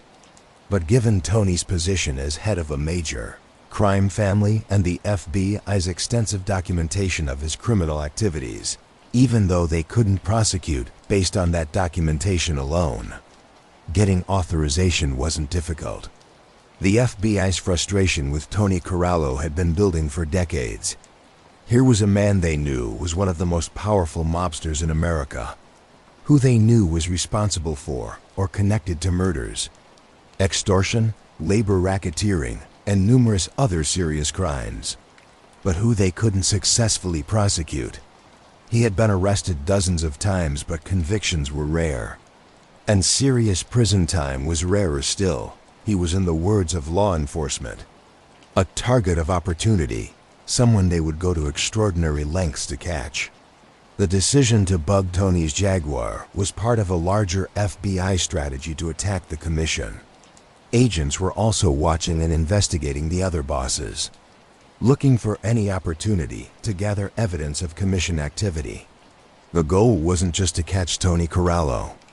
It was to document the existence and operation of the commission itself, to prove that the 5 families coordinated their criminal activities through this governing body. If they could prove that, they could use the RICO statute to prosecute all the bosses together for racketeering conspiracy. But all of this was happening in the background. Invisible to Tony, as far as he knew, his security measures were working. He was avoiding prosecution. His operations were profitable. The family was thriving under his leadership. He had no idea that the FBI was about to pull off one of the most successful surveillance operations in the history of American law enforcement. By the early 1980s, the Lucchese crime family under Tony Corallo's leadership was at the height of its power and profitability. The family had approximately 100 made members and several hundred associates, with operations throughout New York, New Jersey, and beyond. Annual earnings from the family's various rackets were estimated at $50 million to $100 million, though the true figure was impossible to determine with precision given the cash nature of much of the business. The family's operations were diversified across multiple rackets, reducing the risk that law enforcement action against any single operation would cripple the organization. Labor racketeering remained the family's bread and butter. The Lucchese family controlled or had significant influence in numerous union locals, particularly in the Teamsters, the Laborers Union, and various unions in the Garment District. This control translated into enormous economic power in the construction industry. The family's position was particularly strong through their participation in the Concrete Club. They received a percentage of virtually every major concrete construction project in New York City. When you consider that this was the era when Trump Tower, the Jacob K. Javits Convention Center, and numerous other major projects were being built, the sums involved were staggering on a single major project. The mob tax could amount to millions of dollars, and there were dozens of such projects underway at any given time. The Jacob K. Javits Convention Center, which was under construction in the early 1980s, became a symbol of mob control over New York construction.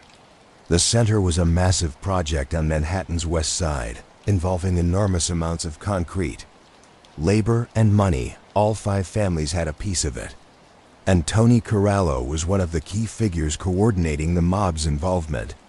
The families used their union control to extort contractors, their concrete control to dictate supply, and their political connections to make sure the project proceeded despite its enormous cost overruns.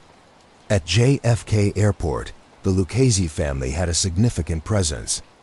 They controlled certain unions that operated at the airport, had members working in cargo operations, and had taken over various businesses that operated there. This gave them opportunities for cargo theft, labor racketeering, and various other schemes.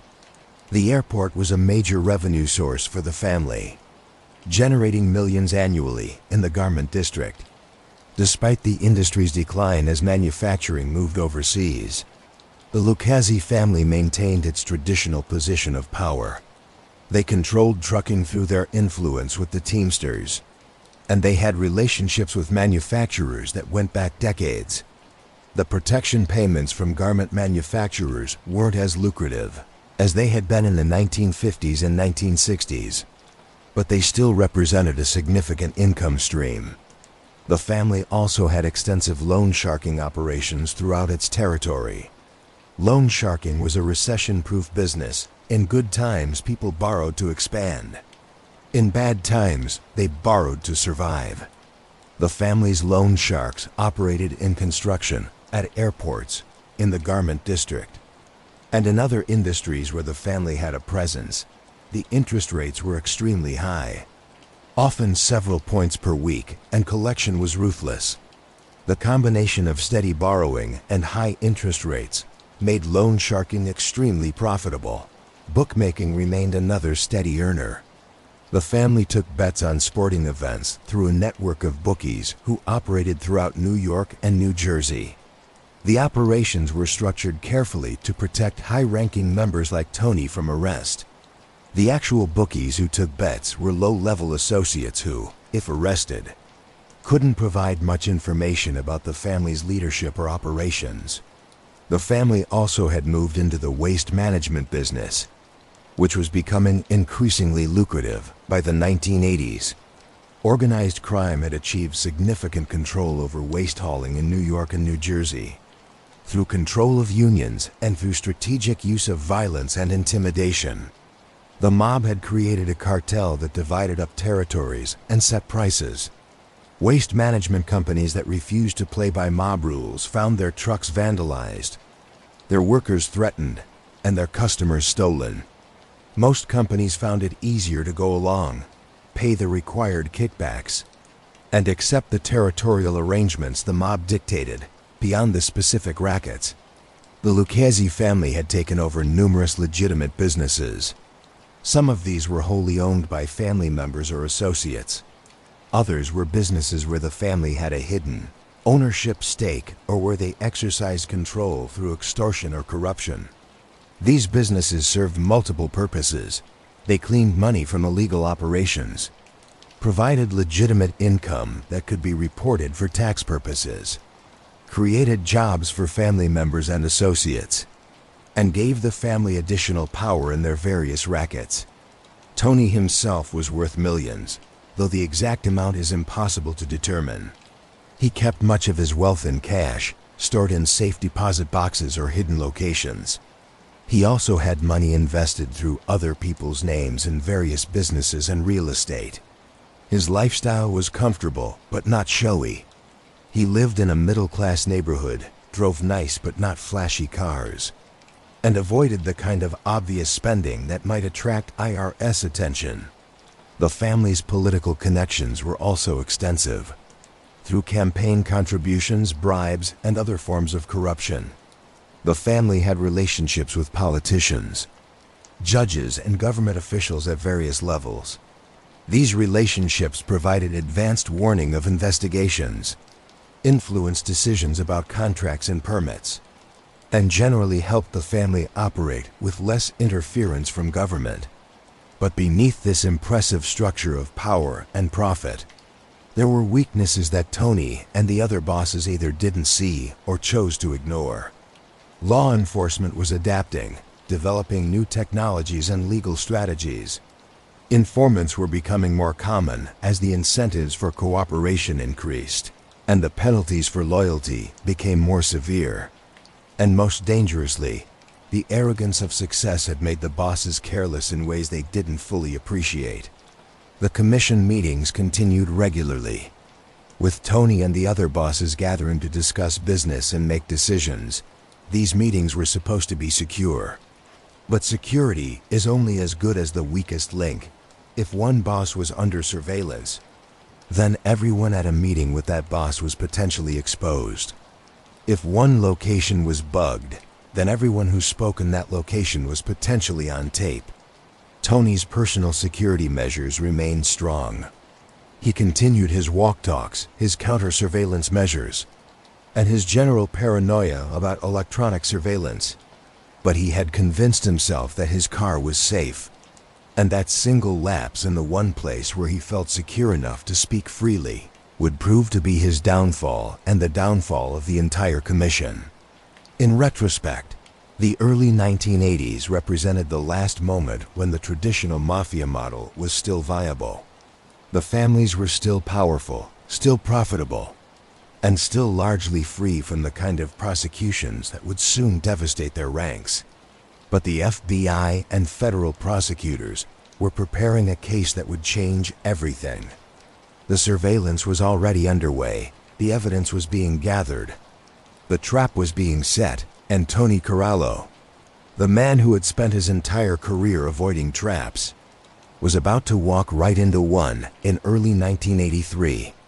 FBI agents executed one of the most daring and important surveillance operations in the Bureau's history. They installed a sophisticated listening device in Anthony Corallo's 1983 Jaguar sedan, a bug that would record conversations in the car for the next 2 years and ultimately provide the evidence needed to destroy the commission. The technical details of the operation remain partially classified even today, but the general outline is known. FBI agents obtained authorization from a federal judge to install the listening device, demonstrating that there was probable cause to believe Tony was using the car to conduct criminal business and that normal investigative techniques had failed to produce adequate evidence. Getting authorization to bug someone's car was a high bar. Judges didn't approve such applications lightly, but given Tony's position and the FBI's extensive documentation of his role in organized crime, the authorization was granted. The actual installation required careful planning. The agents needed to access the car when Tony wasn't using it, install the device without leaving any trace, and do all of this without being detected. The installation likely took place at night when the car was parked near Tony's home, or possibly at a garage or other location when the car was being serviced. The device itself was a miniature transmitter, possibly powered by the car's electrical system or by a long-lasting battery, that would pick up conversations in the car and transmit them to receivers in FBI surveillance vehicles. The bug began transmitting in early 1983, and what it captured exceeded the FBI's wildest expectations. Tony, who was so careful about avoiding electronic surveillance in every other context, treated his car as a secure space. He would pick up associates and drive through New York. Discussing family business in detail, he talked about murders, extortion schemes, union corruption, construction rackets, commission decisions, everything that the FBI needed to prove that he was running a criminal enterprise. The FBI agents listening to the transmissions must have been astonished. Here was Tony Corallo, who had avoided serious prosecution for decades, who was legendary for his security consciousness, speaking freely about the most sensitive mob business. He discussed specific crimes, named names, described the structure of the family, and even talked about commission meetings and decisions. It was a prosecutorial goldmine. Over the course of nearly 2 years, the bug captured hundreds of hours of conversation. The FBI didn't just record random chatter. They captured Tony discussing serious criminal activity with multiple associates. He talked with his underboss Salvatore Tom Mix Santoro about family business. He talked with other MAID members about specific rackets and operations. He even discussed commission matters, providing evidence of how the 5 families coordinated their activities. One particularly damaging conversation involved a discussion of the Windows case, a major construction industry racket involving the window installation industry. The mob had created a cartel that controlled which companies could install windows in major construction projects, and they extracted large payments from the companies that were allowed to participate. Tony discussed this scheme in detail in the car, explaining how it worked and who was involved. Another conversation captured Tony discussing a murder conspiracy. The details were cryptic. Tony still used some coded language, even in the car, but the context made it clear he was discussing a planned hit on someone who had become a problem. This conversation would later be used to prove that Tony authorized murders, one of the requirements for the racketeering charges. The conversations also revealed Tony's personality and management style. He came across as intelligent, strategic, and focused on business rather than ego. He wasn't a screamer or a bully. He was more like a CEO discussing quarterly results with his executives. He asked questions, gave directions, made decisions, and expected his instructions to be followed. The tapes painted a picture of a sophisticated criminal executive running a complex organization. The FBI's challenge wasn't getting the evidence. The bug was producing more than enough of that. The challenge was keeping the surveillance secret long enough to gather sufficient evidence for a prosecution. If Tony discovered the bug, he would stop using the car and warn other mobsters that the FBI had new surveillance capabilities. So the FBI had to be careful not to act on the information in ways that would reveal the source. For example, if the bug captured Tony discussing a planned meeting with another boss, the FBI couldn't then show up at that meeting and arrest everyone that would tell Tony that his car was bugged. Instead, they had to continue gathering evidence, documenting the criminal activity, and waiting for the right moment to spring the trap.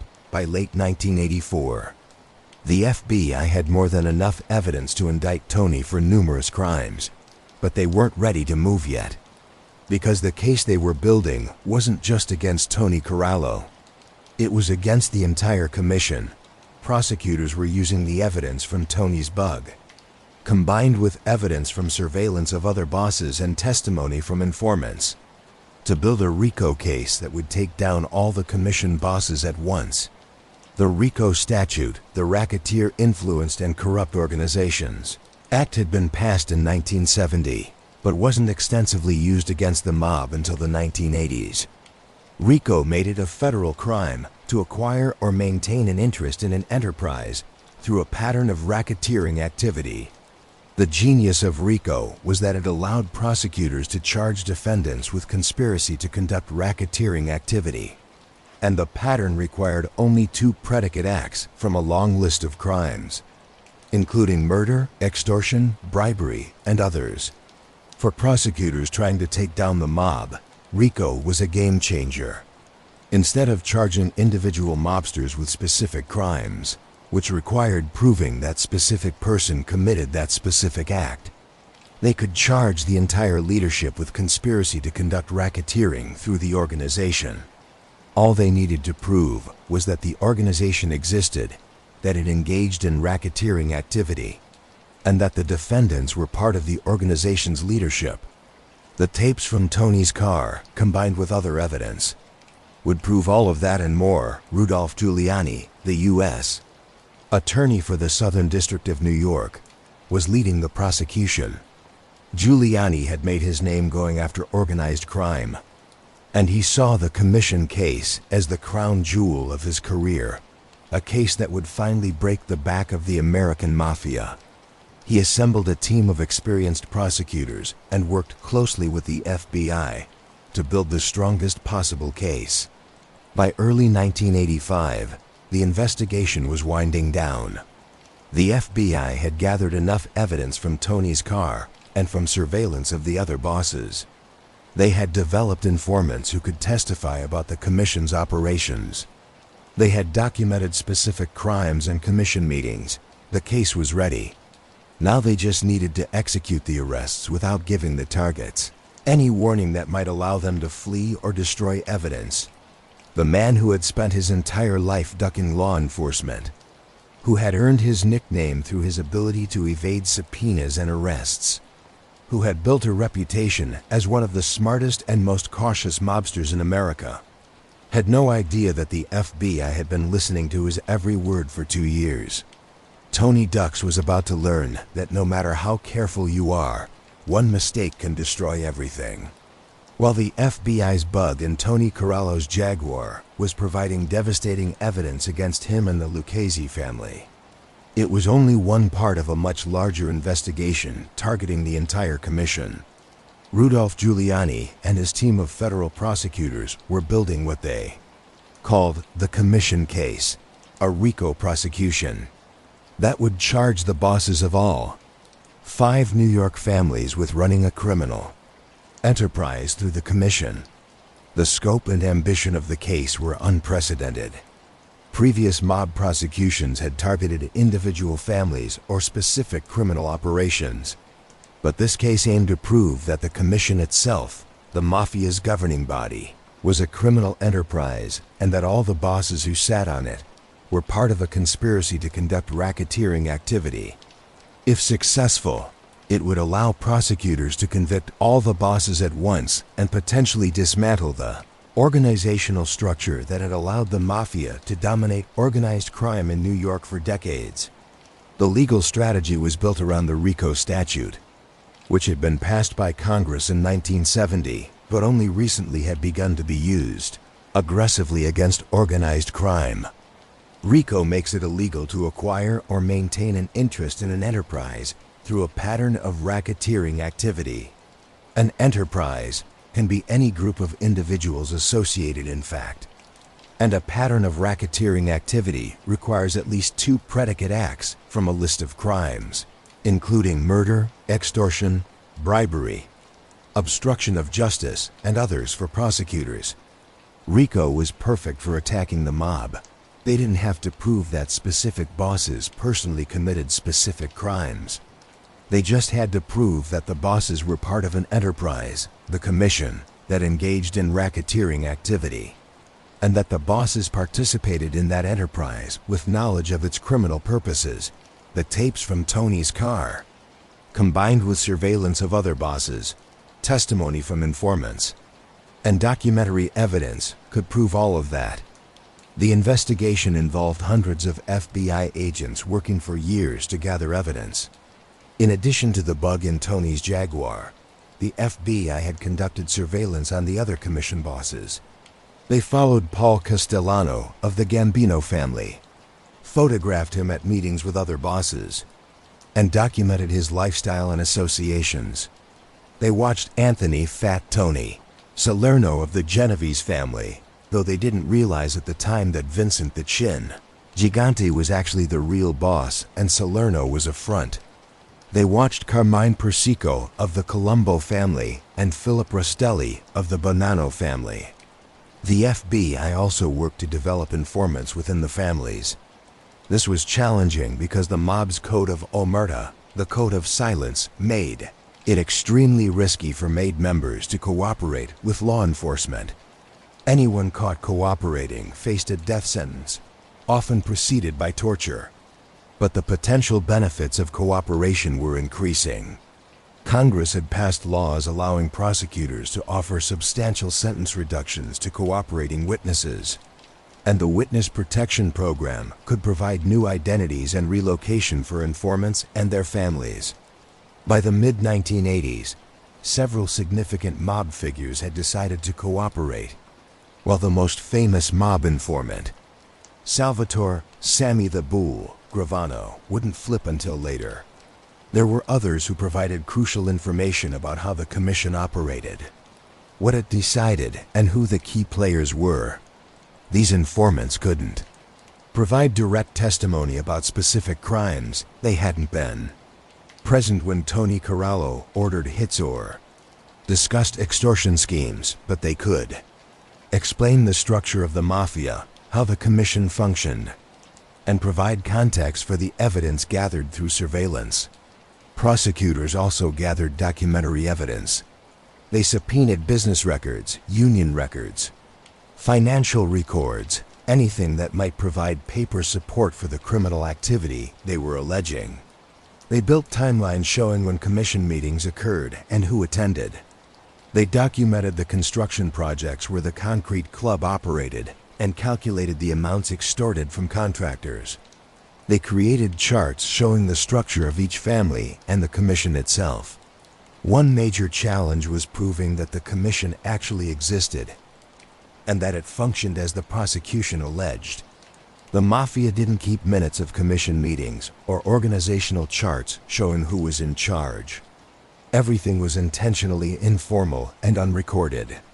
So prosecutors had to rely on recorded conversations, informant testimony, and circumstantial evidence to prove the commission's existence and operation. The tapes from Tony's Jaguar were crucial for this purpose. In conversations with associates, Tony referred to sit-downs, meetings with other bosses, discussed commission decisions about territorial boundaries and major rackets, and explained how disputes were resolved at the commission level. These conversations, combined with FBI surveillance showing Tony and other bosses meeting together at various times and locations, provided strong evidence that the commission existed and operated as prosecutors alleged. Another challenge was connecting specific criminal acts to the commission as an enterprise. RICO required proving a pattern of racketeering activity, which meant at least 2 predicate acts. Prosecutors identified multiple murders, extortion schemes, labor racketeering operations, and other crimes that they would allege were conducted by the commission or by individual families as part of commission-sanctioned activity. The concrete racket was a key focus.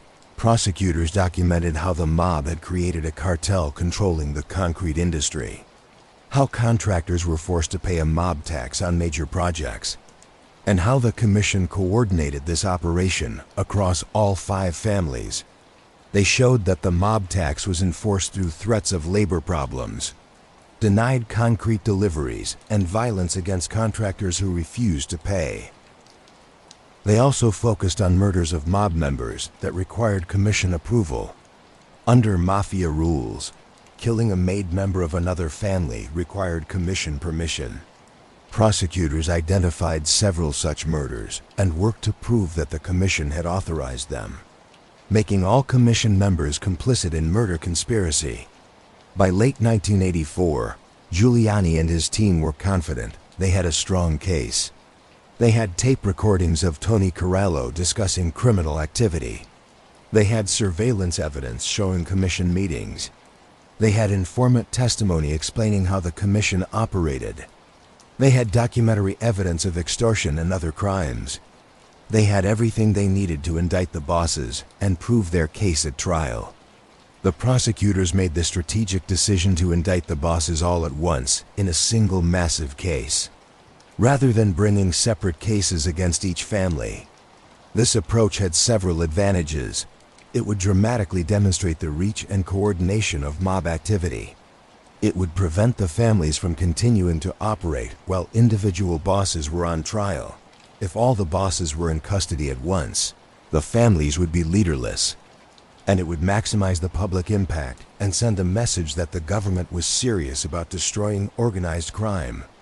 The indictment was prepared in secret. Prosecutors worked with the FBI to plan the arrests, determining where each boss was likely to be and how to take them into custody simultaneously. They wanted to arrest all the bosses on the same day to prevent any of them from fleeing once they learned that others had been arrested. The element of surprise was crucial. As the indictment was being finalized, Tony Corallo continued his routine, oblivious to the storm that was about to break. He drove his Jaguar, conducted his business, attended commission meetings, and ran the Lucchese family. The FBI agents watching him knew that his freedom was measured in days, that all the evidence they needed was already gathered, that the indictment was being typed up, and that arrest warrants were being prepared. But Tony didn't know. He thought he was still winning, still outsmarting law enforcement, still the master of evasion. In February 1985, the indictment was finalized and sealed. The arrest warrants were signed. FBI agents were briefed on their assignments. Everything was ready. Now they just had to execute the plan and hope that none of the targets got wind of it and disappeared before they could be arrested. The morning of February 26, 1985, began like any other morning for Anthony Corallo. He woke up in his Bronx home, perhaps ate breakfast with his wife, and prepared for another day of conducting business while trying to stay ahead of law enforcement. He had no idea that this would be the last day of freedom he would ever experience throughout New York. FBI agents were mobilizing for what would be one of the largest coordinated arrests in the Bureau's history. The targets were the bosses of New York's 5 mafia families, along with several underbosses and other high-ranking members. In total, 11 men would be arrested that day on racketeering charges as part of what was being called the commission case. For Tony, the arrest came without warning. FBI agents, having tracked his movements and knowing his likely whereabouts, approached him and placed him under arrest. He was read his rights, handcuffed, and taken into custody. According to law enforcement accounts, Tony remained calm and didn't resist or even protest much. He had been through this many times before the arrest. The booking, the arraignment, and he knew the drill. But this time was different, even if he didn't fully realize it yet. Also arrested that morning were Paul Castellano, the 70-year-old boss of the Gambino family, who was taken into custody at his mansion on Staten Island; Anthony "Fat Tony" Salerno, the 74-year-old front boss of the Genovese family, arrested at his social club in East Harlem; and Carmine the Snake Persico, the 51-year-old boss of the Colombo family, from Tony's own family. His underboss Salvatore Tom Mix Santoro was also arrested. Other defendants included consiglieri and captains from various families. The entire leadership structure of New York's mafia was being taken down at once. The arrests made headlines across the country: the New York Times, the Daily News, the New York Post. All of them ran front-page stories about the arrest of New York's mob bosses. Rudolph Giuliani held a press conference to announce the indictments, and he didn't hold back. "Today, we have struck the largest and most effective blow ever delivered against organized crime in America," Giuliani declared. He described the defendants as the ruling council of organized crime in New York and said the case would eliminate the leadership structure of the mafia. The indictment itself was a sweeping document that laid out the government's theory of the commission and alleged numerous racketeering acts. The defendants were charged with running a criminal enterprise, specifically the commission, and with using that enterprise to conduct a pattern of racketeering activity, including murder, extortion, labor racketeering, and other crimes. The indictment alleged that the commission had existed since the 1930s, that it functioned as the mafia's governing body, and that the defendants had used it to coordinate criminal activity across all 5 families. For Tony Corallo specifically, the indictment alleged that he was the boss of the Lucchese family and a member of the commission. It detailed his involvement in the concrete racket, his authorization of murders, his control of labor unions, and his participation in extortion schemes, and crucially, it referenced evidence from court-authorized electronic surveillance, the bug in his Jaguar, though that detail wouldn't become public until later. The defendants were arraigned in federal court in Manhattan. Each was represented by high-priced criminal defense attorneys. Tony's lawyer was Morris "Mo" Levin, one of New York's top criminal defense attorneys. The issue of bail was contentious. Prosecutors argued that the defendants were dangerous criminals who posed a flight risk and should be held without bail. Defense attorneys argued that their clients were elderly men with deep roots in the community who weren't going anywhere. After heated arguments, the judge set bail amounts ranging from $1 million to $10 million for various defendants. Tony's bail was set at $5 million, an astronomical sum that reflected both his wealth and the seriousness of the charges. The defense attorneys scrambled to post bail, arranging bond packages that included property, cash, and other assets. For Tony, Posting $5 million bail wasn't impossible. He had access to millions in cash and assets, but it was expensive and complicated. Eventually, he made bail and was released pending trial. But the conditions of his release were strict. He had to surrender his passport, report regularly to parole services, avoid contact with known criminals, which was difficult given that his entire social circle consisted of mobsters, and generally conduct himself as though he were already in custody. The judge made it clear that any violation of these conditions would result in immediate revocation of bail and a return to jail. In the days and weeks after the arrests, details of the investigation began to emerge. News reports revealed that the FBI had conducted extensive electronic surveillance. Though the specific details about the Jaguar bug were initially kept secret, informants had provided testimony about the Commission's operations. Surveillance teams had documented meetings between the bosses. The government had built what prosecutors described as an overwhelming case. Tony and his co-defendants immediately began planning their legal defense. They hired the best lawyers, filed numerous pre-trial motions challenging the charges and the evidence, and prepared for a long legal battle. The defense strategy was multifaceted. Challenge the admissibility of the electronic surveillance. Argue that the Commission didn't exist or didn't function as prosecutors alleged. Attack the credibility of informant witnesses. And generally force the government to prove every element of its case beyond a reasonable doubt. The initial court appearances revealed the defendants' attitudes toward the charges. Some, like Carmen Persico, seemed defiant and ready to fight. Others, like Paul Castellano, seemed more worried and aware of the gravity of the situation. Tony, characteristically, was hard to read. He maintained his composure, listened carefully to the proceedings, and consulted frequently with his attorney.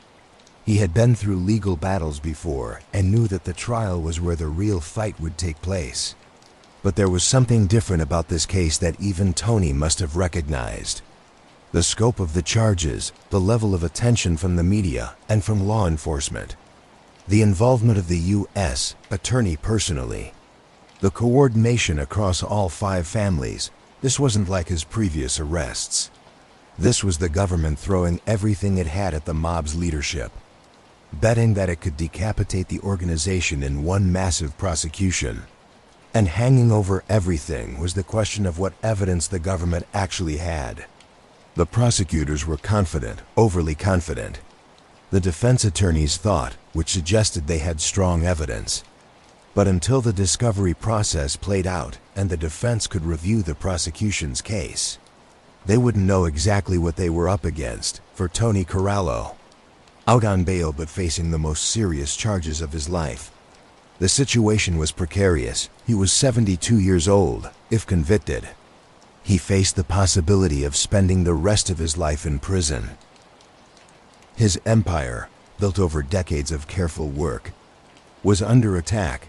The FBI and federal prosecutors were determined to destroy not just him personally, but the entire organizational structure of the Commission. And somewhere in the government's files was evidence that Tony didn't even know existed. Tape recordings of his own voice discussing crimes, gathered from a bug in his car that he never discovered.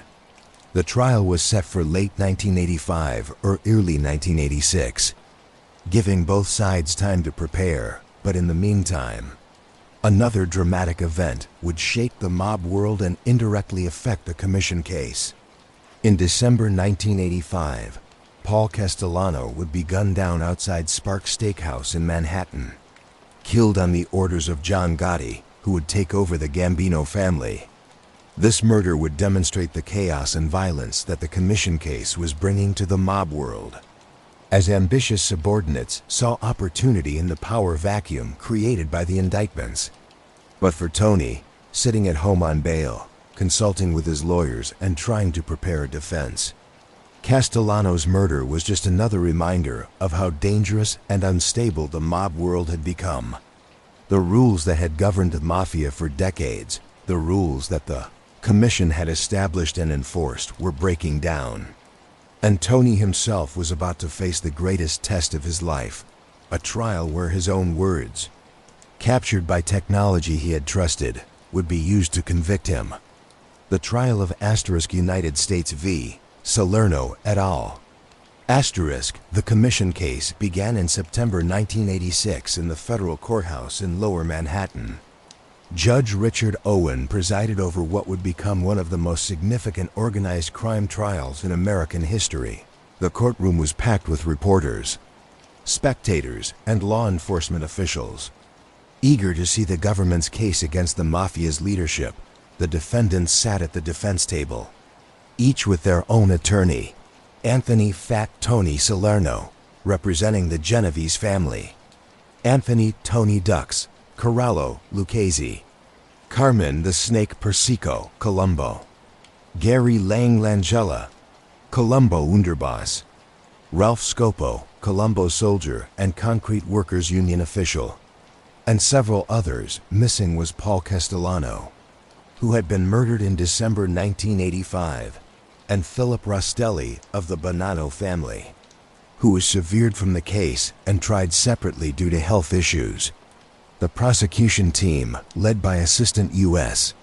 Attorneys Michael Chertoff, John Savarese, and others, presented their opening statement with confidence and detail. They explained the government's theory that the commission was a criminal enterprise that coordinated the activities of New York's 5 mafia families, and that the defendants had used this enterprise to conduct a pattern of racketeering activity, including murder, extortion, labor racketeering, and obstruction of justice. Chertoff told the jury that they would hear evidence of commission meetings, where bosses gathered to divide up territories and settle disputes. They would hear about the concrete racket, where the mob extorted hundreds of millions of dollars from construction contractors. They would hear about murders that the commission authorized and that were carried out by the families. And most dramatically, they would hear tape recordings, actual voices of the defendants discussing these crimes. The mention of tape recordings sent a chill through the defense table. While the defense attorneys knew from discovery that the government had electronic surveillance, hearing it described in open court, knowing that a jury would soon hear their clients' voices discussing crimes, must have been devastating, for Tony Corallo in particular, who had spent his entire career avoiding exactly this situation. The moment must have felt like a nightmare come to life. The defense attorneys presented competing opening statements. They argued that the commission didn't exist, or if it did exist, it wasn't the criminal enterprise the government alleged. They suggested that the defendants were successful businessmen who were being persecuted because of their Italian heritage. They attacked the credibility of the informants who would testify for the government, portraying them as criminals who were lying in exchange for leniency, and they argued that the tape recordings, while perhaps showing the defendants talking about business matters, didn't prove the elaborate conspiracy that the government alleged. Carmine Persico, who had insisted on representing himself with standby counsel available, gave his own opening statement. Persico, who was already serving a sentence for other crimes and had little to lose, used his opening to attack the government's case directly. He denied being a member of the mafia, denied participating in any commission, and suggested that the entire case was based on speculation and prejudice against Italian Americans. Then came the evidence, and it was devastating. The government's first witnesses were FBI agents who had conducted surveillance of the defendants. They testified about following the defendants to meetings, photographing them together, and documenting their movements. They showed the jury surveillance photos of Tony Corallo meeting with other mob bosses, entering social clubs known to be mob hangouts, and conducting what appeared to be business meetings in various locations. Then came the informants. Several former mobsters who had decided to cooperate with the government testified about the structure of the mafia, how the commission functioned, and what role each defendant played. These witnesses couldn't provide direct testimony about specific crimes. They hadn't been present when the defendants discussed criminal activity, but they provided crucial context that helped the jury understand what they would hear on the tapes. The informants explained that La Cosa Nostra was a real organization with formal membership requirements, that the commission was its governing body, that bosses had the power of life and death over their subordinates, and that the organization existed primarily to make money through illegal means. They explained the mob's codes of conduct, including omerta, the code of silence, the requirement that made members show absolute loyalty, and the rule that killing a made member required commission approval. The defense attorneys attacked these witnesses mercilessly during cross-examination. They pointed out the witnesses' criminal histories, murders, extortions, robberies, and other serious crimes. They highlighted the deals the witnesses had received in exchange for their testimony: reduced sentences, witness protection, money for relocation. They suggested that these witnesses were professional liars who would say whatever prosecutors wanted them to say in order to get better treatment. But while the defense scored some points with the informants, the testimony established a framework that would make the tape recordings more understandable to the jury. When the tapes began to play, the jury would understand the context, the terminology, and the significance of what they were hearing. And then came the tapes. Hours upon hours of secretly recorded conversations that brought the jury directly into the world of organized crime. The most damaging tapes, unsurprisingly, were those from Tony Corallo's Jaguar. The prosecution had selected dozens of conversations to play for the jury, each one demonstrating Tony's role as boss of the Lucchese family and his participation in commission activities. FBI agents testified about how they had obtained authorization for the bug, how they had installed it, and how they had monitored and recorded the conversations. The courtroom fell silent as Tony's voice filled the room for the first time. The jury heard him discussing family business with his underboss, Salvatore Santoro. They heard him giving orders, making decisions, and discussing various criminal rackets. The conversations were sometimes cryptic. Tony still used coded language, even in his car, but with the context provided by the informants. The meaning was usually clear. In one conversation, Tony discussed a labor dispute at a construction site. He explained to Santoro how they would use their control of a union to shut down the project until the contractor agreed to pay what the family demanded. "We'll make sure they understand," Tony said on the tape. "A few days with no workers, and they'll be happy to straighten things out." The jury heard the casual way Tony discussed extortion, as though it were just normal business. In another conversation, Tony discussed a problem that needed to be taken care of. While he never explicitly said the word murder, the context made his meaning clear. He discussed the problem person, explained why he was a threat, and gave Santoro instructions about handling it. "Make sure it's done right," Tony said. "We can't have any mistakes." The prosecution argued that this was Tony authorizing a murder, using the indirect language that mobsters employed to avoid creating evidence. Perhaps most damaging were conversations where Tony discussed the commission and his interactions with the other bosses. In one tape, he described a commission meeting where the bosses had divided up territories and settled a dispute between two families. He mentioned the other bosses by name: Castellano, Salerno, Persico, and discussed what each had said and what decisions had been made. This tape directly proved the existence of the commission and Tony's participation in it. Another tape captured Tony discussing the concrete racket. He explained to an associate how the system worked, which contractors were paying, how much they were paying, and how the money was split among the families.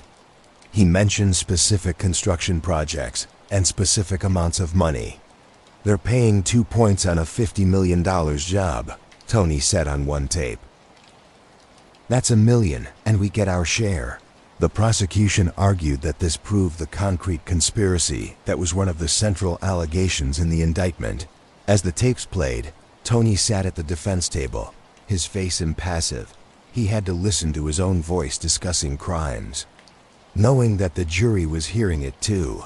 Knowing that his own words were destroying his defense, his attorney would occasionally lean over to whisper to him, perhaps offering reassurance or discussing strategy. But there was no denying the devastating impact of the tapes. The prosecution also played tapes from surveillance of other defendants and locations.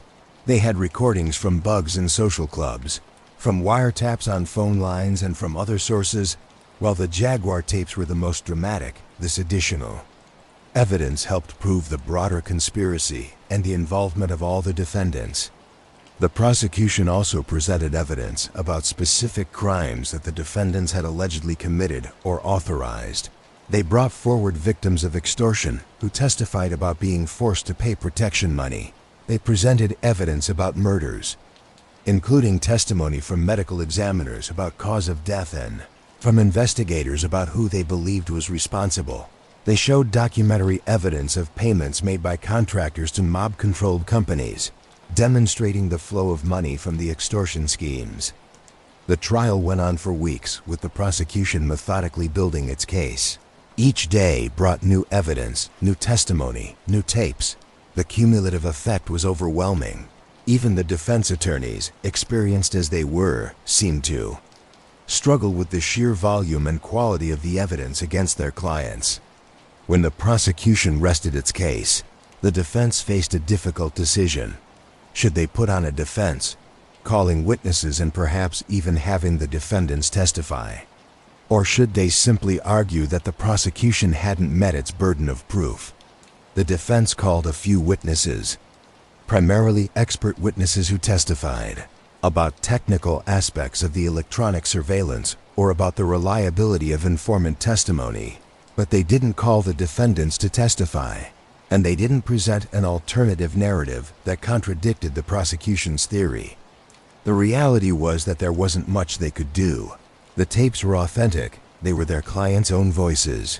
The informants had provided consistent testimony about how the Mafia operated. The documentary evidence supported the prosecution's claims. Carmine Persico, representing himself, gave a lengthy closing argument where he denied being part of any conspiracy and argued that he was being persecuted for being Italian. But his argument, while passionate, couldn't overcome the evidence against him. The defense attorneys gave their closing arguments, attacking the credibility of informants, arguing that conversations could be interpreted in different ways, and suggesting that the government hadn't proven its case beyond a reasonable doubt. Tony's attorney argued that while the tapes might show Tony discussing business, they didn't prove he was part of a criminal enterprise or that he had committed the specific crimes alleged. But the prosecution's closing argument was powerful. They reviewed the evidence systematically, walking the jury through each element of the RICO charge. They explained how the tapes, combined with the informant testimony and documentary evidence, proved beyond any reasonable doubt that the defendants had run a criminal enterprise, that they had engaged in a pattern of racketeering activity, and that they were guilty as charged. "You've heard the defendants in their own words," Prosecutor Michael Chertoff told the jury. "You've heard them discuss murders, extortion, corruption. You've heard them coordinate their criminal activities through the commission. You've heard them treat criminal activity as just another business. The evidence is overwhelming. The defendants are guilty, and justice demands that you hold them accountable." The jury deliberated for 5 days. During that time, the defendants waited anxiously, trying to read the signs. A long deliberation could be a good sign. It might suggest that the jury was carefully considering the evidence, and that some jurors had doubts. Or it could be a bad sign. It might mean that the jury was going through the evidence methodically, finding the defendants guilty on count after count. On November 19, 1986, the jury announced it had reached a verdict. The courtroom was packed with reporters, law enforcement officials, family members of the defendants, and curious spectators. The defendants stood as the verdicts were read. Guilty on all counts, all defendants. Anthony Corallo, guilty of racketeering, guilty of racketeering conspiracy, guilty of extortion conspiracy, guilty of labor racketeering. The list of guilty verdicts went on and on. Tony's face betrayed no emotion as the verdicts were read, but he must have known at that moment that his life was effectively over. At 73 years old, facing sentencing on multiple racketeering counts, he was almost certainly going to die in prison. The career that had started in the tenement streets of East Harlem more than 60 years earlier had come to an end in a federal courtroom in Lower Manhattan. After all the verdicts had been read, Judge Owen ordered that the defendants be remanded to custody pending sentencing. Bail was revoked. The defendants were handcuffed and led out of the courtroom by U.S. Marshals Tony Corallo, who had spent decades avoiding exactly this outcome, who had earned his nickname through his ability to duck prosecution, who had been one of the smartest and most careful mobsters in America, was going to prison for the rest of his life. The sentencing hearing was held on January 13, 1987. Judge Owen had wide discretion in sentencing under the laws at the time, though the seriousness of the crimes and the defendants' criminal histories virtually guaranteed long sentences. The prosecution argued for the maximum sentences. They pointed to the defendants' long criminal careers, their leadership roles in organized crime, the serious nature of the crimes they had committed, and the need to send a message that no one was above the law. They argued that the defendants had corrupted unions, extorted honest businesses, authorized murders, and generally acted as though they could operate with impunity. Life sentences were not just appropriate, but necessary. The defense attorneys made arguments for leniency, pointing to their clients' ages, their health problems, and their ties to family and community. Tony's attorney argued that Tony was an elderly man in declining health who posed no danger to the community and who should be given some consideration based on his age. Judge Owen was unmoved in pronouncing sentence. He noted the seriousness of the crimes, the defendants' leadership roles, and the need to protect society from dangerous criminals. He sentenced Anthony Corallo to 100 years in federal prison. Given that Tony was 73 years old, this was effectively a death sentence. The judge also imposed significant fines and ordered forfeiture of assets obtained through criminal activity. The other defendants received similar sentences. Salerno got 100 years. Persico got 100 years, plus an additional 39 years for other convictions. The sentences were designed to ensure that these men would never be free again, that they would die in prison, and that their organizations would be left leaderless. Tony was led away in handcuffs to begin serving his sentence at a federal prison. His appeals would take years to work through the courts, but ultimately they would all fail. The evidence against him was too strong. The trial had been fair, and the verdict was supported by overwhelming evidence. Tony Corallo, the man who had spent his life ducking the law, had finally been caught, convicted, and sentenced to die in prison. The commission case was a watershed moment in the fight against organized crime. For the first time, prosecutors had successfully attacked the mafia's governing structure, convicting all the bosses at once and proving that the commission existed and coordinated criminal activity. The case would be studied in law schools as a model of how to use RICO to dismantle criminal enterprises, and it would be cited by law enforcement as proof that even the most sophisticated criminals could be caught and convicted if investigators were patient, resourceful, and willing to use every legal tool available. For Tony personally, the conviction and sentence marked the end of an era. He had been one of the last of the old-school mafia bosses men who had come up during the Prohibition era or shortly thereafter, who had learned the life from the original founders of the modern mafia, and who had operated according to the traditional rules and codes. Now he would spend his remaining years behind bars, watching from afar as his family and the entire mafia structure crumbled. The convictions in the commission case created a leadership vacuum in all 5 New York families, with the bosses in prison facing life sentences. The families needed new leadership quickly. In the Lucchese family, the transition would prove to be disastrous. With Tony Corallo in prison, control of the family passed to Vittorio Vic Amuso, who had been a captain under Tony. Amuso, in turn, made Anthony Gaspipe Casso his underboss. This pairing would lead the Lucchese family into one of its darkest and most violent periods. Amuso and Casso were very different from Tony Corallo, where Tony had been cautious, sophisticated, and focused on making money while avoiding unnecessary violence. Amuso and Casso were paranoid, violent, and reckless.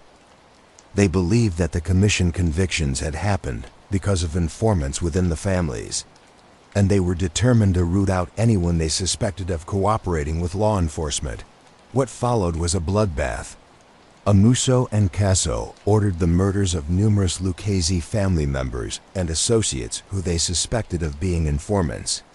Some of their targets were legitimate suspects, people who had been arrested and might flip, but others were killed based on nothing more than paranoia and suspicion.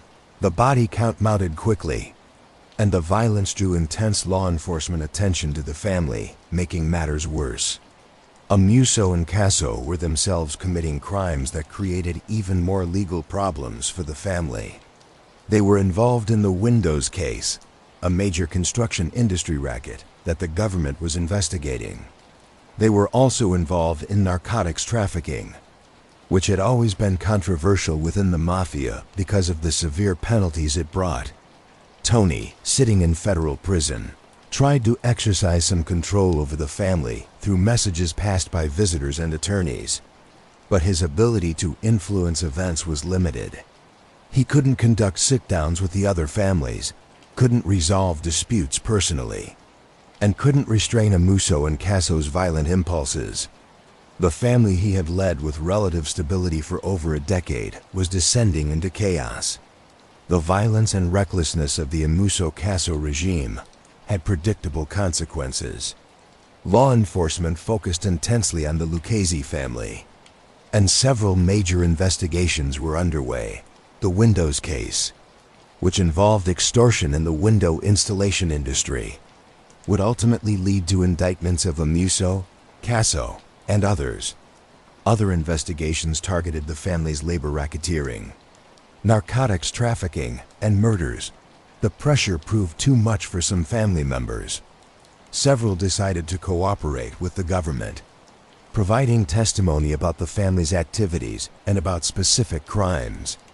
This was Tony's worst nightmare come to life. The omerta that had protected the mob for decades was breaking down, and made members were becoming informants in unprecedented numbers. One particularly devastating defection came from Anthony Casso himself. Casso, facing charges that could result in the death penalty, decided to cooperate with the government in 1994, though this was after Tony's era of active leadership. His cooperation would expose numerous Lucchese family crimes and lead to more indictments and convictions. The irony was bitter. Casso had ordered murders of people he suspected of being informants, only to become an informant himself when facing serious charges. The Windows case trials in the late 1980s and early 1990s resulted in more convictions of Lucchese family members.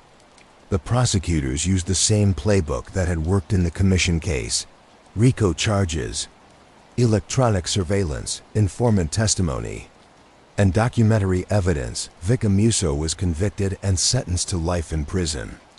Other high-ranking members were also convicted and imprisoned by the early 1990s. The Lucchese family that Tony Corallo had led was a shadow of its former self. The leadership was in prison or on the run. Many members had been killed in the Amuso-Casso purges or had been convicted in various prosecutions. Informants had exposed the family's operations, making it difficult to conduct business. The money-making rackets that had once generated tens of millions annually were disrupted by law enforcement action and internal chaos. The other four families faced similar challenges. The commission case and the subsequent prosecutions had devastated the leadership of all five families.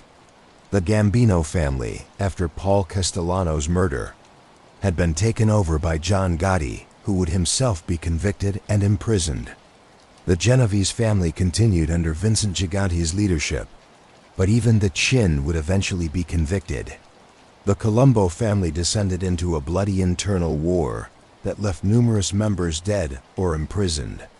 The Bonanno family, already weakened by earlier conflicts, continued to struggle. The golden age of the American Mafia was definitively over. The commission case had demonstrated that law enforcement could successfully attack the mob's organizational structure. The increasing use of RICO, electronic surveillance, and cooperating witnesses made it extremely difficult for the families to operate as they had in the past. The Code of Omerta was breaking down as more and more members chose cooperation over life sentences or death. For Tony Corallo, watching this unfold from prison must have been devastating. He had built the Lucchese family into a profitable, stable organization. He had maintained good relationships with the other families. He had carefully managed his criminal activities to maximize profit while minimizing risk. And now it was all falling apart, destroyed by the combination of the commission case convictions, the reckless leadership that followed, and the changing environment for organized crime in America. Tony tried to maintain some dignity and control even from prison. He refused to cooperate with authorities, maintaining omerta even though cooperation might have reduced his sentence. He stayed in touch with family members and associates through the limited communications available to federal prisoners. He followed the news about the family and the other families, watching as the world he had known for decades crumbled. But there was nothing he could do to stop it. He was locked away in a federal prison, serving a 100-year sentence that ensured he would die behind bars. His criminal empire was gone, his family was in chaos, and the entire mafia structure that had dominated New York for decades was collapsing. The man who had spent his life building power and wealth through organized crime was now powerless, stripped of everything except his memories and his stubborn refusal to break omerta. Anthony Corallo began serving his 100-year sentence in 1987 at the Federal Correctional Complex in Butner, North Carolina. At 74 years old, he was entering prison at an age when most men are enjoying retirement and grandchildren. Instead, he faced spending the rest of his life behind bars, surrounded by concrete and steel, cut off from the family and the life he had known. Federal prison is a difficult environment for anyone, but it's particularly hard for elderly inmates. The routine is regimented and monotonous. Wake up as early, lights out as early, meals are at set times. Movement is restricted, privacy is non-existent. For a man who had spent his entire adult life calling his own shots, being able to go where he wanted and do what he wanted, within the constraints of avoiding law enforcement, the loss of freedom must have been crushing. Tony was housed in a unit with other high-security prisoners, many of them other mobsters who had been convicted in various prosecutions. In some ways, this made prison easier. He was among his own kind, people who understood the life and the codes. But it also meant being surrounded by the wreckage of the world he had known, seeing other bosses and captains and soldiers who had once been powerful and feared, now reduced to inmates wearing prison uniforms and following guards' orders. Despite being imprisoned, Tony tried to maintain some connection to his family and to the outside world. He was allowed limited visits from family members and from his attorneys. These visits were closely monitored by prison officials and by the FBI, which was always looking for evidence that imprisoned mobsters were trying to continue running their organizations from behind bars. Tony had to be careful about what he said during these visits, knowing the conversations could be recorded or that visitors might be wearing wires. He also communicated through letters, though these too were monitored. Prison officials read all mail going in and out, looking for coded messages or evidence of continued criminal activity. Tony, who had spent his career speaking in codes and indirect language, had to be even more careful in his letters, knowing that any hint of criminal activity could lead to additional charges or loss of privileges. As the years passed, Tony watched from prison as the mob world continued to deteriorate. John Gotti was convicted in 1992 and sent to prison for life. Vincent Gigante was finally convicted in 1997 after years of feigning insanity. The Colombo family war left numerous members dead or imprisoned. The Bonanno family continued to struggle with internal conflicts and law enforcement pressure. And Tony's own Lucchese family, after the disastrous Amuso Caso regime, was struggling to maintain any semblance of its former power. Perhaps most painful for Tony was watching as more and more mobsters violated omerta and became cooperating witnesses. Salvatore Sammy the Bull Gravano, John Gotti's underboss, cooperated and testified against Gotti in 1991. Anthony Caso, Tony's own underboss's underboss, became a cooperator in 1994. Dozens of other MAID members across all 5 families decided that cooperation and witness protection was preferable to long prison sentences or death. This betrayal of omerta was against everything Tony had believed in and lived by. The code of silence was supposed to be absolute. You never cooperated with authorities, no matter what. You accepted prison as a cost of the life. You kept your mouth shut, you served your time. And you maintained your honor, but by the 1990s, that code seemed to be honored more in the breach than in the observance. And Tony must have felt that he was witnessing the death of the traditional mafia he had known. Tony's health declined as he aged in prison. He developed various medical conditions common to elderly men: heart problems, diabetes, mobility issues. The medical care in federal prison, while adequate, wasn't what he could have gotten on the outside with his wealth. He spent time in the prison hospital, took various medications, and gradually became frailer. Throughout his imprisonment, Tony maintained his appeals, though he and his attorneys knew that the chances of success were minimal. The conviction had been based on overwhelming evidence. The trial had been fair, and there were no obvious legal errors that would merit reversal. Appeal after appeal was denied, with courts finding that the evidence supported the verdict and that Tony's rights had not been violated. Tony also refused all overtures from law enforcement officials who occasionally approached him about cooperating. The FBI and federal prosecutors knew that Tony possessed decades of knowledge about organized crime and that his testimony could potentially be used in numerous cases. But they also knew that Tony was old school, that he had maintained omerta throughout his life, and that he wasn't likely to break now. Still, they had to try, offering him the possibility of reduced prison time in exchange for cooperation.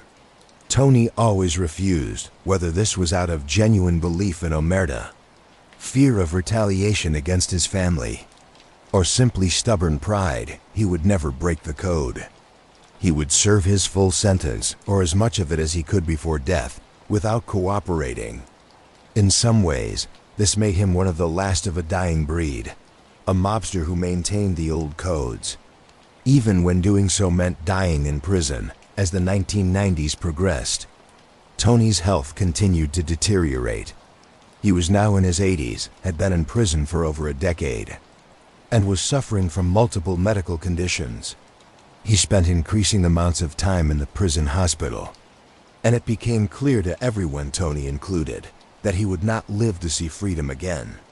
The 100-year sentence that Judge Owen had imposed would be served through death. Not through the passage of time. Tony's family members continued to visit when they could, though the distance to the federal prison in North Carolina made visits challenging. His wife, Lucille, who had stood by him throughout his criminal career and conviction, made the trip regularly until she became too elderly and infirm to travel. His children and grandchildren visited less frequently, as they tried to build lives separate from their notorious relatives' criminal legacy. Inside prison, Tony maintained relationships with other imprisoned mobsters, though the constant transfers and shuffling of prisoners meant that people came and went. He had earned a certain respect among other prisoners, even those who weren't mobsters, because of his refusal to cooperate and his stoic acceptance of his fate. In the prison hierarchy, where snitches and cooperators were the lowest form of life, Tony's adherence to omerta made him an elder statesman of sorts.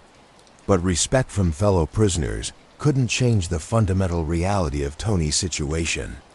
He was an old man dying in prison, his life's work destroyed, his empire dissolved, his family broken. The power and wealth he had accumulated over decades meant nothing behind prison walls. The fear and respect he had once commanded in the mob world was irrelevant. He was just another elderly inmate waiting to die by the late 1990s. Tony's health had declined to the point where he required constant medical care. He was in and out of the prison hospital, dealing with heart problems, complications from diabetes, and the general deterioration that comes with advanced age. Prison doctors did what they could, but everyone knew that Tony's time was limited. Anthony "Tony Ducks" Corallo died on August 23, 2000, at the Federal Medical Center in Springfield, Missouri, where he had been transferred due to his deteriorating health. He was 87 years old. The official cause of death was complications from heart disease and diabetes. Though the reality was simpler, he was an elderly man whose body had finally given out after years of decline. Tony died as he had spent the last 13 years of his life in federal custody, a prisoner of the United States government. The 100-year sentence that Judge Owen had imposed in 1987 had ended not through the passage of time, but through death. Tony had served 13 years of that sentence, from age 74 to age 87, and he had died never having experienced freedom again. When word of Tony's death reached New York, it made the newspapers but didn't command the headlines it might have a decade or two earlier. By 2000, the mob bosses of the 1980s were historical figures, and Tony Corallo's name didn't resonate with the general public the way it had when he was arrested in 1985. The New York Times ran an obituary noting his role as boss of the Lucchese family and his conviction in the commission case. But it was relatively short and matter-of-fact. The obituary noted the key facts of Tony's life: born in East Harlem in 1913, came up through the ranks of the Lucchese family, became boss in 1973, convicted in the commission case in 1986, sentenced to 100 years in prison, died in federal custody in 2000. It mentioned his nickname Tony Ducks and explained its origin in his ability to avoid convictions earlier in his career. It noted that he had been one of the most powerful mob bosses in New York during the 1970s and early 1980s. What the obituary couldn't fully capture was the life Tony had lived, the world he had operated in, and what his death represented. Tony had been born in an era when the Mafia was just beginning to take shape, when Italian immigrants were still establishing their communities in New York, and when organized crime operated with relative impunity. He had lived through the golden age of the mob, when the five families dominated huge swaths of the New York economy and operated with seeming untouchability. And he had lived to see it all come crashing down, destroyed by RICO prosecutions, electronic surveillance, and the collapse of omerta. Tony's funeral was a modest affair, attended by family members and a few old friends. There were no mob bosses in attendance. Most of them were either dead or in prison themselves. There were no elaborate displays of mob power, no processions of expensive cars, no crowds of wise guys paying their respects.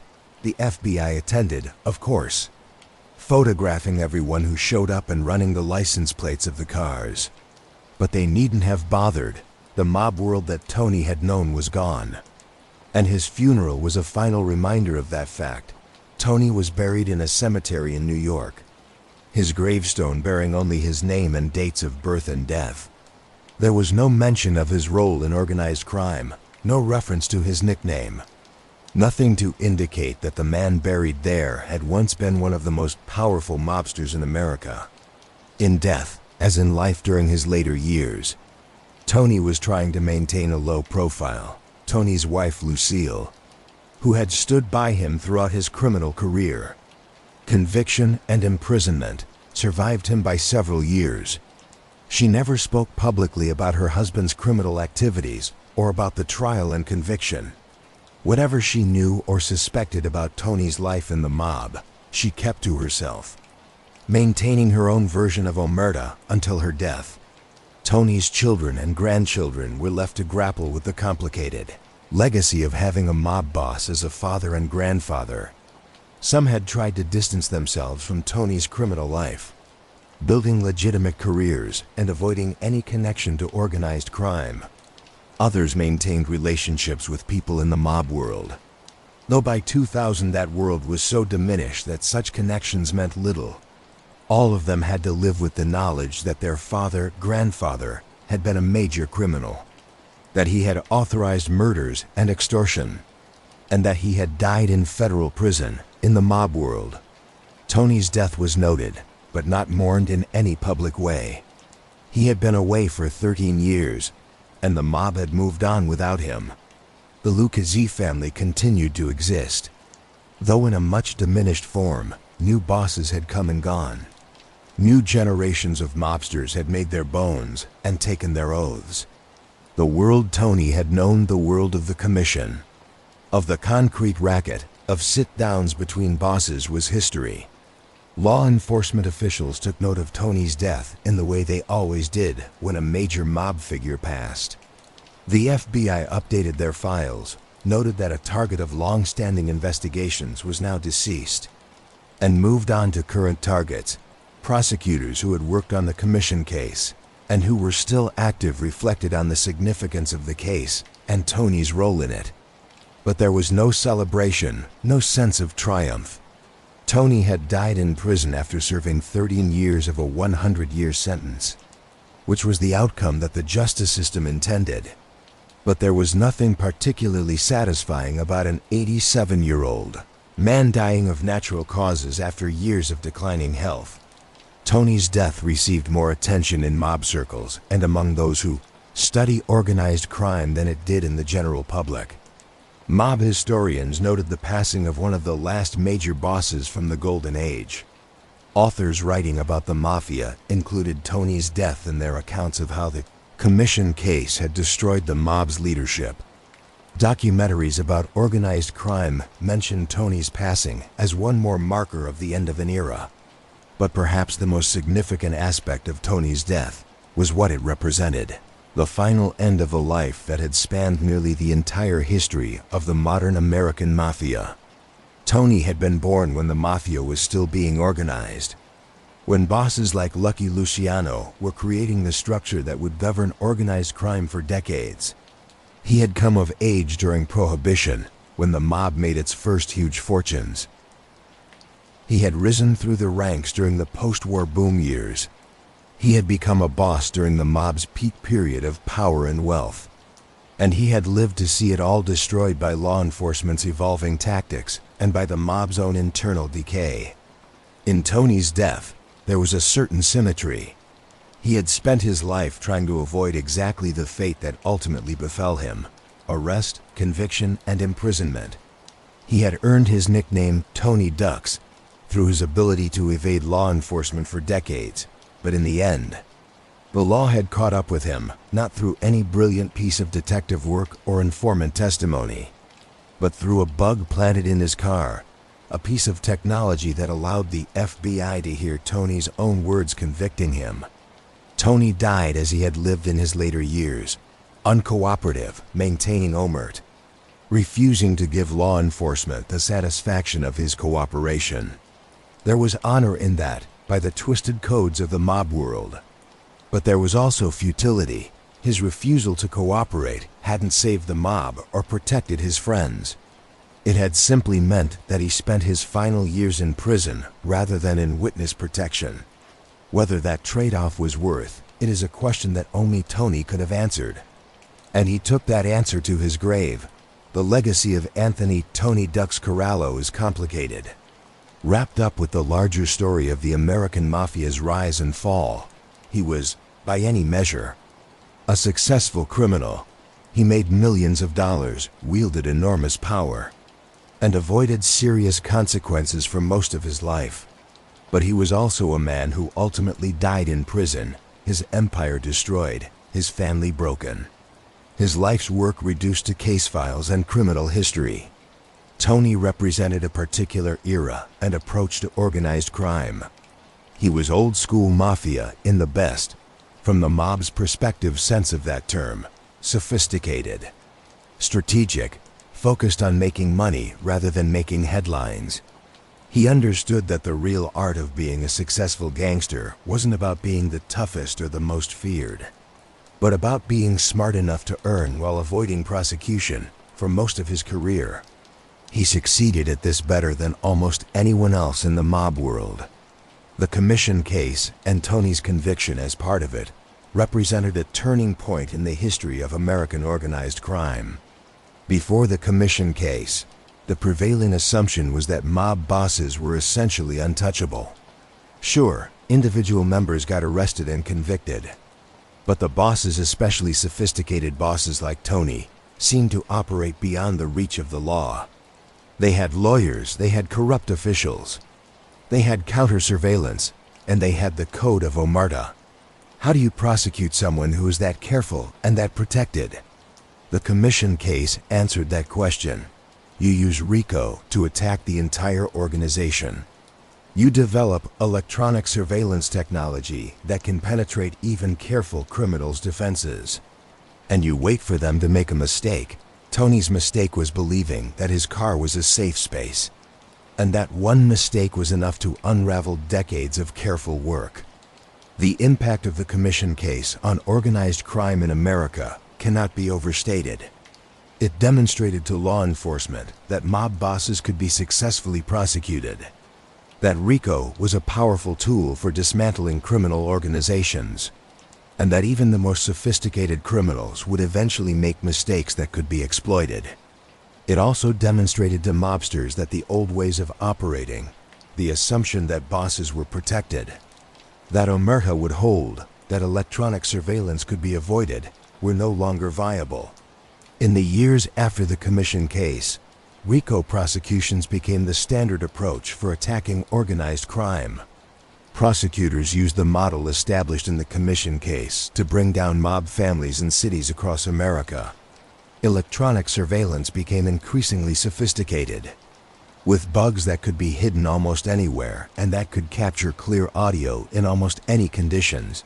And most importantly, the Code of Omerta began to break down as more and more mobsters decided that cooperation was preferable to life in prison. Tony's Lucchese family never recovered from the combination of his imprisonment and the disastrous Amuso regime that followed. The family continued to exist, but as a shadow of its former self. The labor rackets that had generated tens of millions annually were disrupted by law enforcement action and the loss of key union contacts. The concrete racket was broken up. The garment district operations diminished as the industry itself declined. By the 2000s, the Lucchese family was estimated to have perhaps 100 members and associates, down from several hundred at the family's peak, and annual earnings in the millions rather than the tens of millions. The other four families faced similar declines. The Gambino family, after John Gotti's conviction, went through several bosses who were themselves convicted and imprisoned. The Genovese family remained perhaps the most stable, partly because Vincent Gigante's long deception about his mental health. He famously wandered the streets in a bathrobe. Pretending to be insane provided some protection. But even the Genovese family was devastated by prosecutions. The Colombo family was torn apart by internal warfare. The Bonanno family continued to struggle with leadership problems and law enforcement pressure. By the early 2000s, organized crime in America looked very different from what it had been in Tony Corallo's heyday. The five families still existed, but they were shadows of their former selves. They had lost control of most of the labor unions they once dominated. The construction rackets were largely broken up. Political corruption was still present but less pervasive. The families still engaged in traditional rackets like bookmaking and loan sharking, but at a much smaller scale. Most importantly, the sense of invulnerability that had characterized The mob in the 1970s and early 1980s was gone. Everyone knew that if you got caught, you were likely going to prison for a long time, and that many of your associates would cooperate rather than maintain omerta. Tony's personal legacy is similarly complex within the mob world.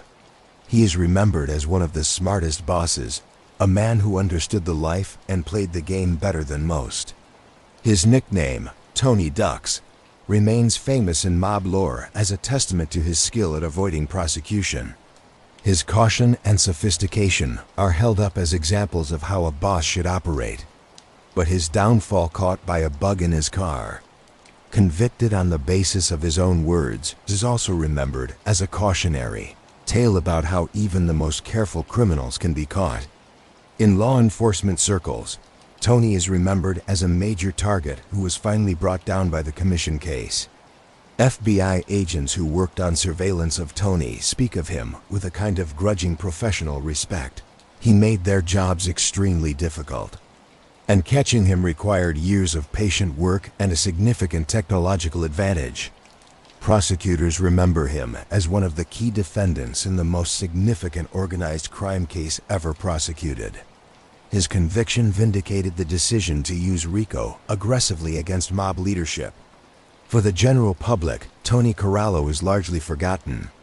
Unlike more flashy mob bosses like John Gotti, who became a media sensation and cultural icon, Tony never achieved that kind of fame or infamy. He deliberately avoided publicity throughout his career, and even his conviction and imprisonment didn't make him a household name outside of New York. Most people who aren't students of mob history have never heard of Tony Corallo, even though he was one of the most powerful mobsters in America for over a decade. The cultural impact of Tony and the commission case shows up primarily in mob movies, television shows, and books. The commission case is frequently referenced in mob documentaries and histories as the turning point when law enforcement gained the upper hand.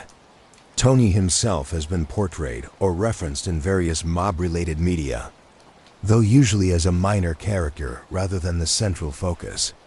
His story lacks some of the dramatic elements that make for compelling entertainment. He wasn't as violent as some bosses, wasn't as flashy as others, and his downfall, while significant, came through electronic surveillance rather than through dramatic confrontations or betrayals. But in some ways, Tony's story is more representative of mob reality than the more sensational stories that get more attention. The mob, for most of its history, wasn't about dramatic shootouts and Godfather-style scenes.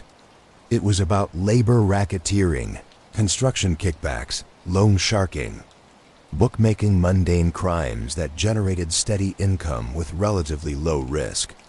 It was about bosses who looked like accountants or businessmen rather than movie gangsters. It was about patience, caution, and sophistication rather than violence and drama. Tony exemplified this reality. He was a businessman who happened to be in a criminal business. He focused on making money, not on being famous or feared. He understood that the real measure of success in the mob was how long you could operate without getting caught and how much money you could make while doing so. By those measures, Tony was extremely successful. He operated for over 50 years, made millions of dollars, and became boss of one of New York's 5 families. The fact that he ultimately got caught and died in prison doesn't erase those achievements, though it does put them in perspective. The lessons from Tony's rise and fall are multiple. For law enforcement, the lesson is that patience, technological advantage, and aggressive use of legal tools like RICO can take down even the most sophisticated criminals. For would-be criminals, the lesson is that no matter how smart you are, no matter how careful you are, the odds eventually catch up with you. For society more broadly, the lesson is that organized crime, which once seemed an entrenched and permanent feature of American life, can be significantly reduced through sustained law enforcement effort. But perhaps the most important lesson is about hubris. Tony spent his entire career avoiding the fate that ultimately befell him. He earned his nickname through his ability to duck prosecution, He developed a reputation as one of the smartest and most cautious mobsters in America. And then, believing that his car was a safe space, he let his guard down and spoke freely, giving the FBI everything they needed to destroy him. The very thing that had made him successful, his belief in his own ability to outmaneuver law enforcement, ultimately led to his downfall. Tony's place in mob history is secure. He was one of the major bosses during the final golden age of the American Mafia. He was a key figure in the commission during a crucial period, and his conviction in the commission case made him part of the most significant organized crime prosecution in American history. Future historians studying the American Mafia will always include Tony Corallo in their accounts, not as the most dramatic or the most notorious figure, but as one of the most representative of a particular era and approach in the decades since Tony's death. The mob world has continued to evolve. The five families still exist, but they are much smaller and less powerful than they were in Tony's day. They face competition from other criminal organizations, Russian mobsters, Albanian crews, Asian gangs, and others who have moved into rackets that the Italian mob once dominated. They face continued law enforcement pressure, with RICO prosecutions still being brought regularly. And they face an internal crisis as younger Italian Americans show less interest in joining the mob, choosing legitimate careers instead. Some analysts have suggested that the American Mafia is dying, that within a generation or two, it will cease to exist as a significant force in organized crime. The combination of law enforcement pressure, demographic changes, and economic shifts has made the traditional mob model less viable. If that's true, then Tony Corallo and his generation represent the last flowering of the traditional mafia, the final bosses who operated according to the old rules and codes before everything changed. Whether the mob disappears entirely or simply continues in diminished form, Tony's story will remain significant as an example of how organized crime operated at its peak and how law enforcement finally found ways to combat it effectively. His life spanned nearly the entire history of the modern American Mafia, from its organization in the 1920s and 1930s through its golden age in the post-war period to its decline in the 1980s and after. In studying Tony Corallo's life, we study the life cycle of the American Mafia itself. The central paradox of Anthony Corallo's life is this: he was smart enough to avoid serious consequences for decades, building a reputation as one of the most sophisticated and careful mobsters in America. Yet he wasn't smart enough to avoid the one mistake that would ultimately destroy him. The man who earned the nickname Tony Ducks through his ability to evade law enforcement was caught because he believed his car was a safe space and spoke freely, giving the FBI the evidence they needed to convict him. This paradox speaks to a larger truth about criminal enterprises. No matter how sophisticated the operation, no matter how careful the participants, there will eventually be a vulnerability that law enforcement can exploit. In Tony's case, it was his car. For others, it's been informants or financial records or undercover operations. The specific vulnerability varies, but the principle remains the same. There is no perfect crime, no criminal organization that can operate indefinitely without being caught. Tony's career also illustrates the evolution of law enforcement techniques and how criminals failed to keep pace. Tony's counter-surveillance measures and operational security were state-of-the-art. For the 1970s, his walk-talks, his cryptic speech, his avoidance of phones and indoor meetings, these were all smart adaptations to the surveillance technology of the time. But he failed to anticipate how quickly technology would advance, how miniaturization would make it possible to bug a car with a device he couldn't detect, how recording quality would improve to the point where conversations in a moving vehicle could be captured clearly. This failure of imagination was rooted in the same hubris that affected all the commission members. They had spent decades beating law enforcement, watching as individual prosecutions failed or resulted in light sentences, seeing their power and wealth grow despite increased attention from the FBI. This success bred an arrogance, a belief that they were smarter than law enforcement and would always stay ahead. The commission case shattered that belief, demonstrating that law enforcement had been getting smarter too, developing new tools and techniques that the mobsters hadn't anticipated. Another paradox in Tony's life was the contradiction between his sophisticated approach to criminal activity and the fundamentally primitive nature of what he was doing. Tony liked to think of himself as a businessman, and in some ways he was. He managed a complex organization, coordinated with other organizations, focused on profitability and risk management, but strip away the sophistication. And what he was really doing was extortion, theft, and violence. He was taking money from people through threats and fear. He was corrupting unions and political systems. He was authorizing murders. No amount of sophistication could change those fundamental facts. This self-deception, viewing criminal activity through the lens of business, is common among organized crime figures. It allows them to rationalize what they're doing, to see themselves as entrepreneurs rather than criminals, to view their victims as business partners rather than people being exploited.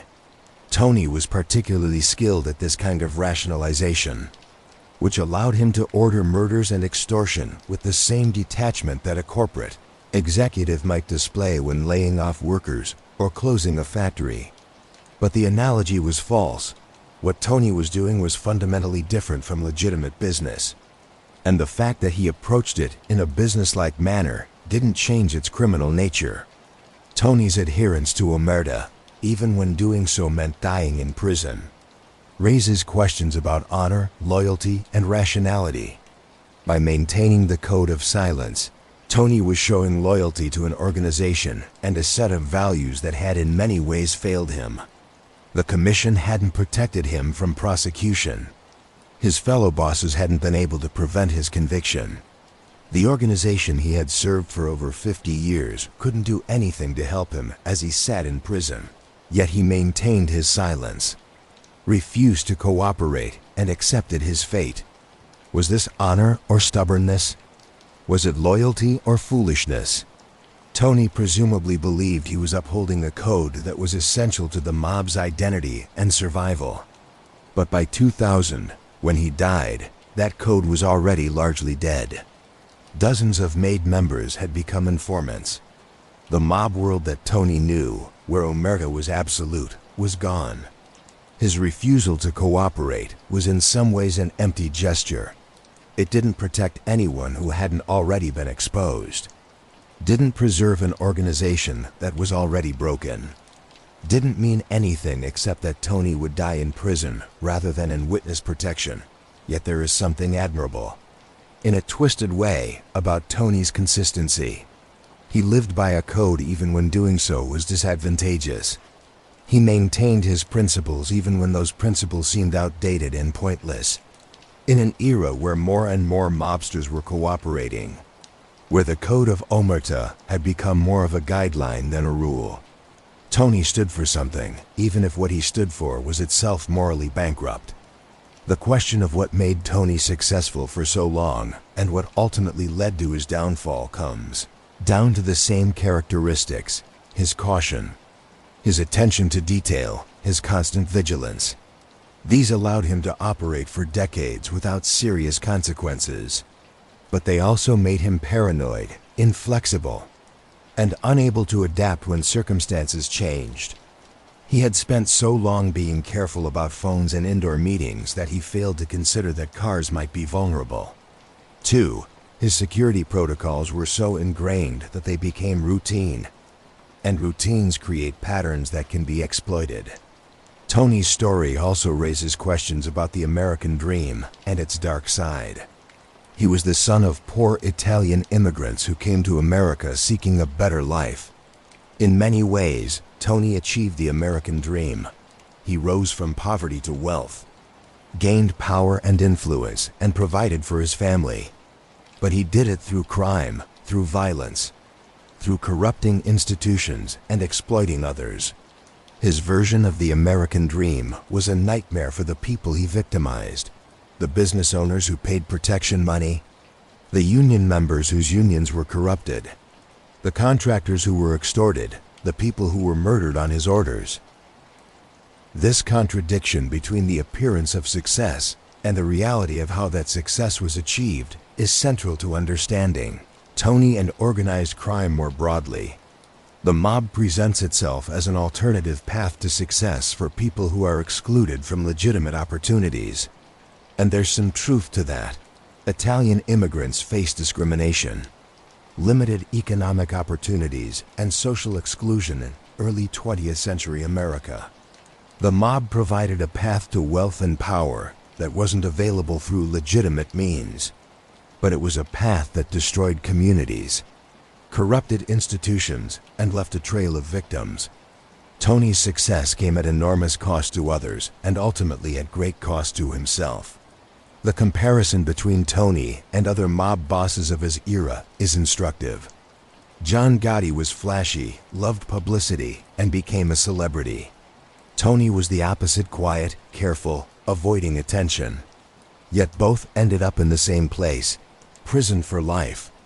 Their organizations destroyed, their legacies reduced to criminal history. Their different approaches, Gotti's publicity seeking versus Tony's caution, ultimately didn't matter much. The outcome was the same, because law enforcement had developed tools and techniques that could take down both types of criminals.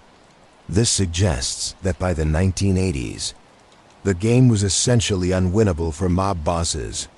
Whether you were careful like Tony or flashy like Gotti, whether you maintained omerta or cooperated, whether you focused on sophisticated rackets or street crime, the odds were against you. RICO, electronic surveillance, the witness protection program, increased sentences, all of these tilted the playing field decisively in favor of law enforcement. The mob's golden age was over, and no amount of individual skill or caution could change that fundamental fact. Tony's life can also be viewed through the lens of tragedy, not in the sense that he deserves sympathy, but in the classical sense of a protagonist brought down by his own characteristics. Tony's caution and sophistication were his greatest strengths, but they also bred the hubris that led him to believe he was smarter than law enforcement, that his security measures were adequate, that his car was safe. His tragic flaw wasn't that he was insufficiently careful. It was that his carefulness made him overconfident. There's also the question of what Tony's life might have been if he had chosen a different path. He was intelligent, organized, and skilled at managing people and operations. These are qualities that would have served him well in legitimate business. One can imagine an alternate timeline where young Anthony Corallo used his intelligence to build a legitimate business empire, where he became a successful businessman rather than a mobster.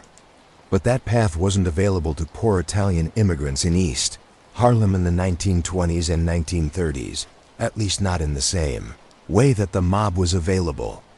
The mob offered opportunities, protection, and identity that the legitimate world didn't provide. Yet this is also somewhat self-serving rationalization. Plenty of Italian immigrants and their children found success in legitimate endeavors. Tony chose the mob because it offered faster wealth, more power, and a certain kind of respect that appealed to him. He made a choice, even if that choice was influenced and constrained by his circumstances. And having made that choice, he lived with its consequences, including the ultimate consequence of dying in federal prison. The question of Tony's impact on the world is sobering, over a career spanning 5 decades. He caused enormous harm. He corrupted unions, depriving workers of honest representation. He extorted businesses, raising costs and stifling competition. He authorized murders, ending lives and devastating families. He corrupted political systems, undermining democratic processes. The economic costs alone run into hundreds of millions of dollars, and the human costs are incalculable. Against this must be weighed what? The fact that he provided for his family? That he showed loyalty to his organization? That he was sophisticated in his approach to crime? These things pale in comparison to the harm he caused. Yet Tony likely didn't view his life this way. He probably saw himself as a businessman operating in a tough environment, as someone who provided for his family and his organization, as a man of honor who lived by a code. This self-perception was disconnected from reality, but it allowed him to function, to make the decisions he made, to order murders and extortion without being paralyzed by guilt or doubt. In the end, Tony Corallo's life and legacy are a study in contradictions, a sophisticated criminal brought down by technology, a careful man who made a fatal mistake, a loyal member of an organization that was built on violence and betrayal, a successful gangster who died in prison, a man who achieved wealth and power through means that ultimately destroyed him. His story is the story of the American Mafia's rise and fall, compressed into one life that spanned nearly the entire arc of that history.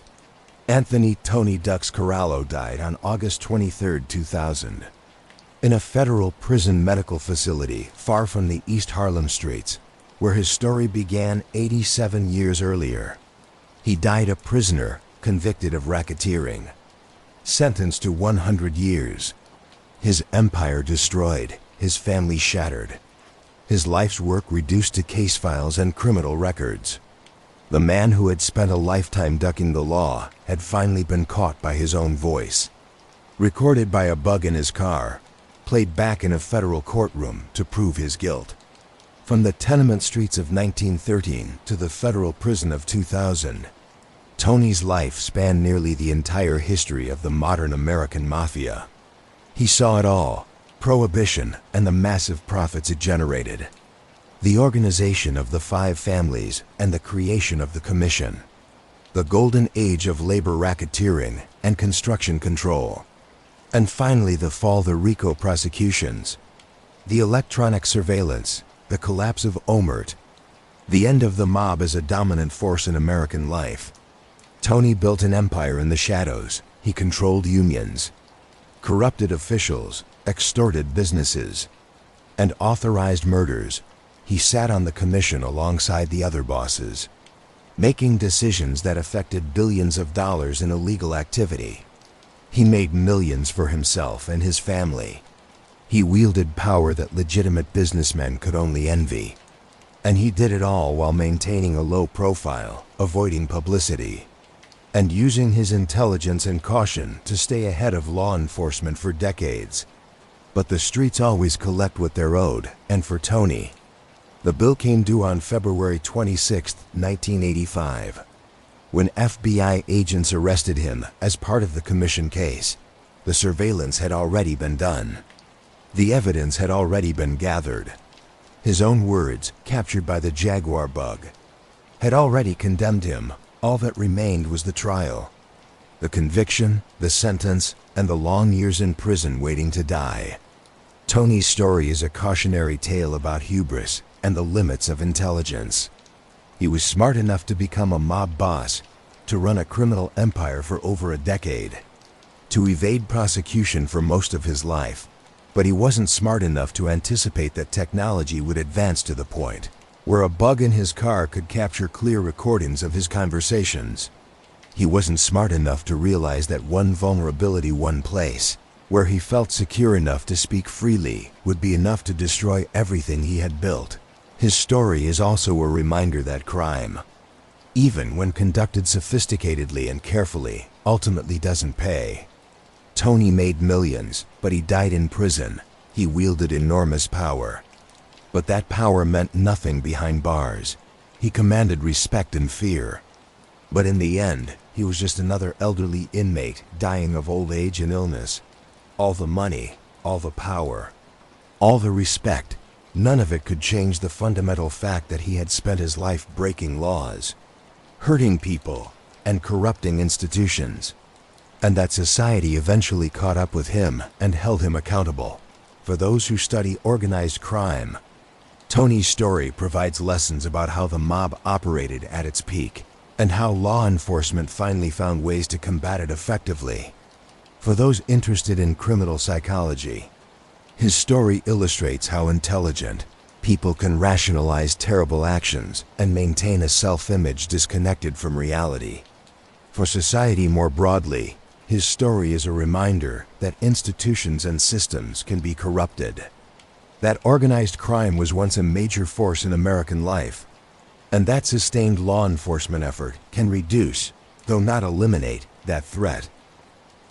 But perhaps most importantly, Tony's story is a human story about choices and consequences, about ambition and hubris, about loyalty and betrayal, about success and failure. He was born poor and died a prisoner.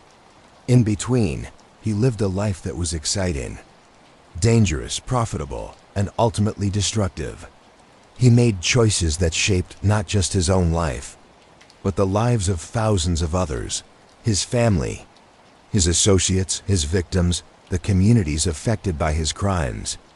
If you've made it this far through Tony Corallo's story, you've taken a journey through nearly a century of American history, seen through the eyes of organized crime.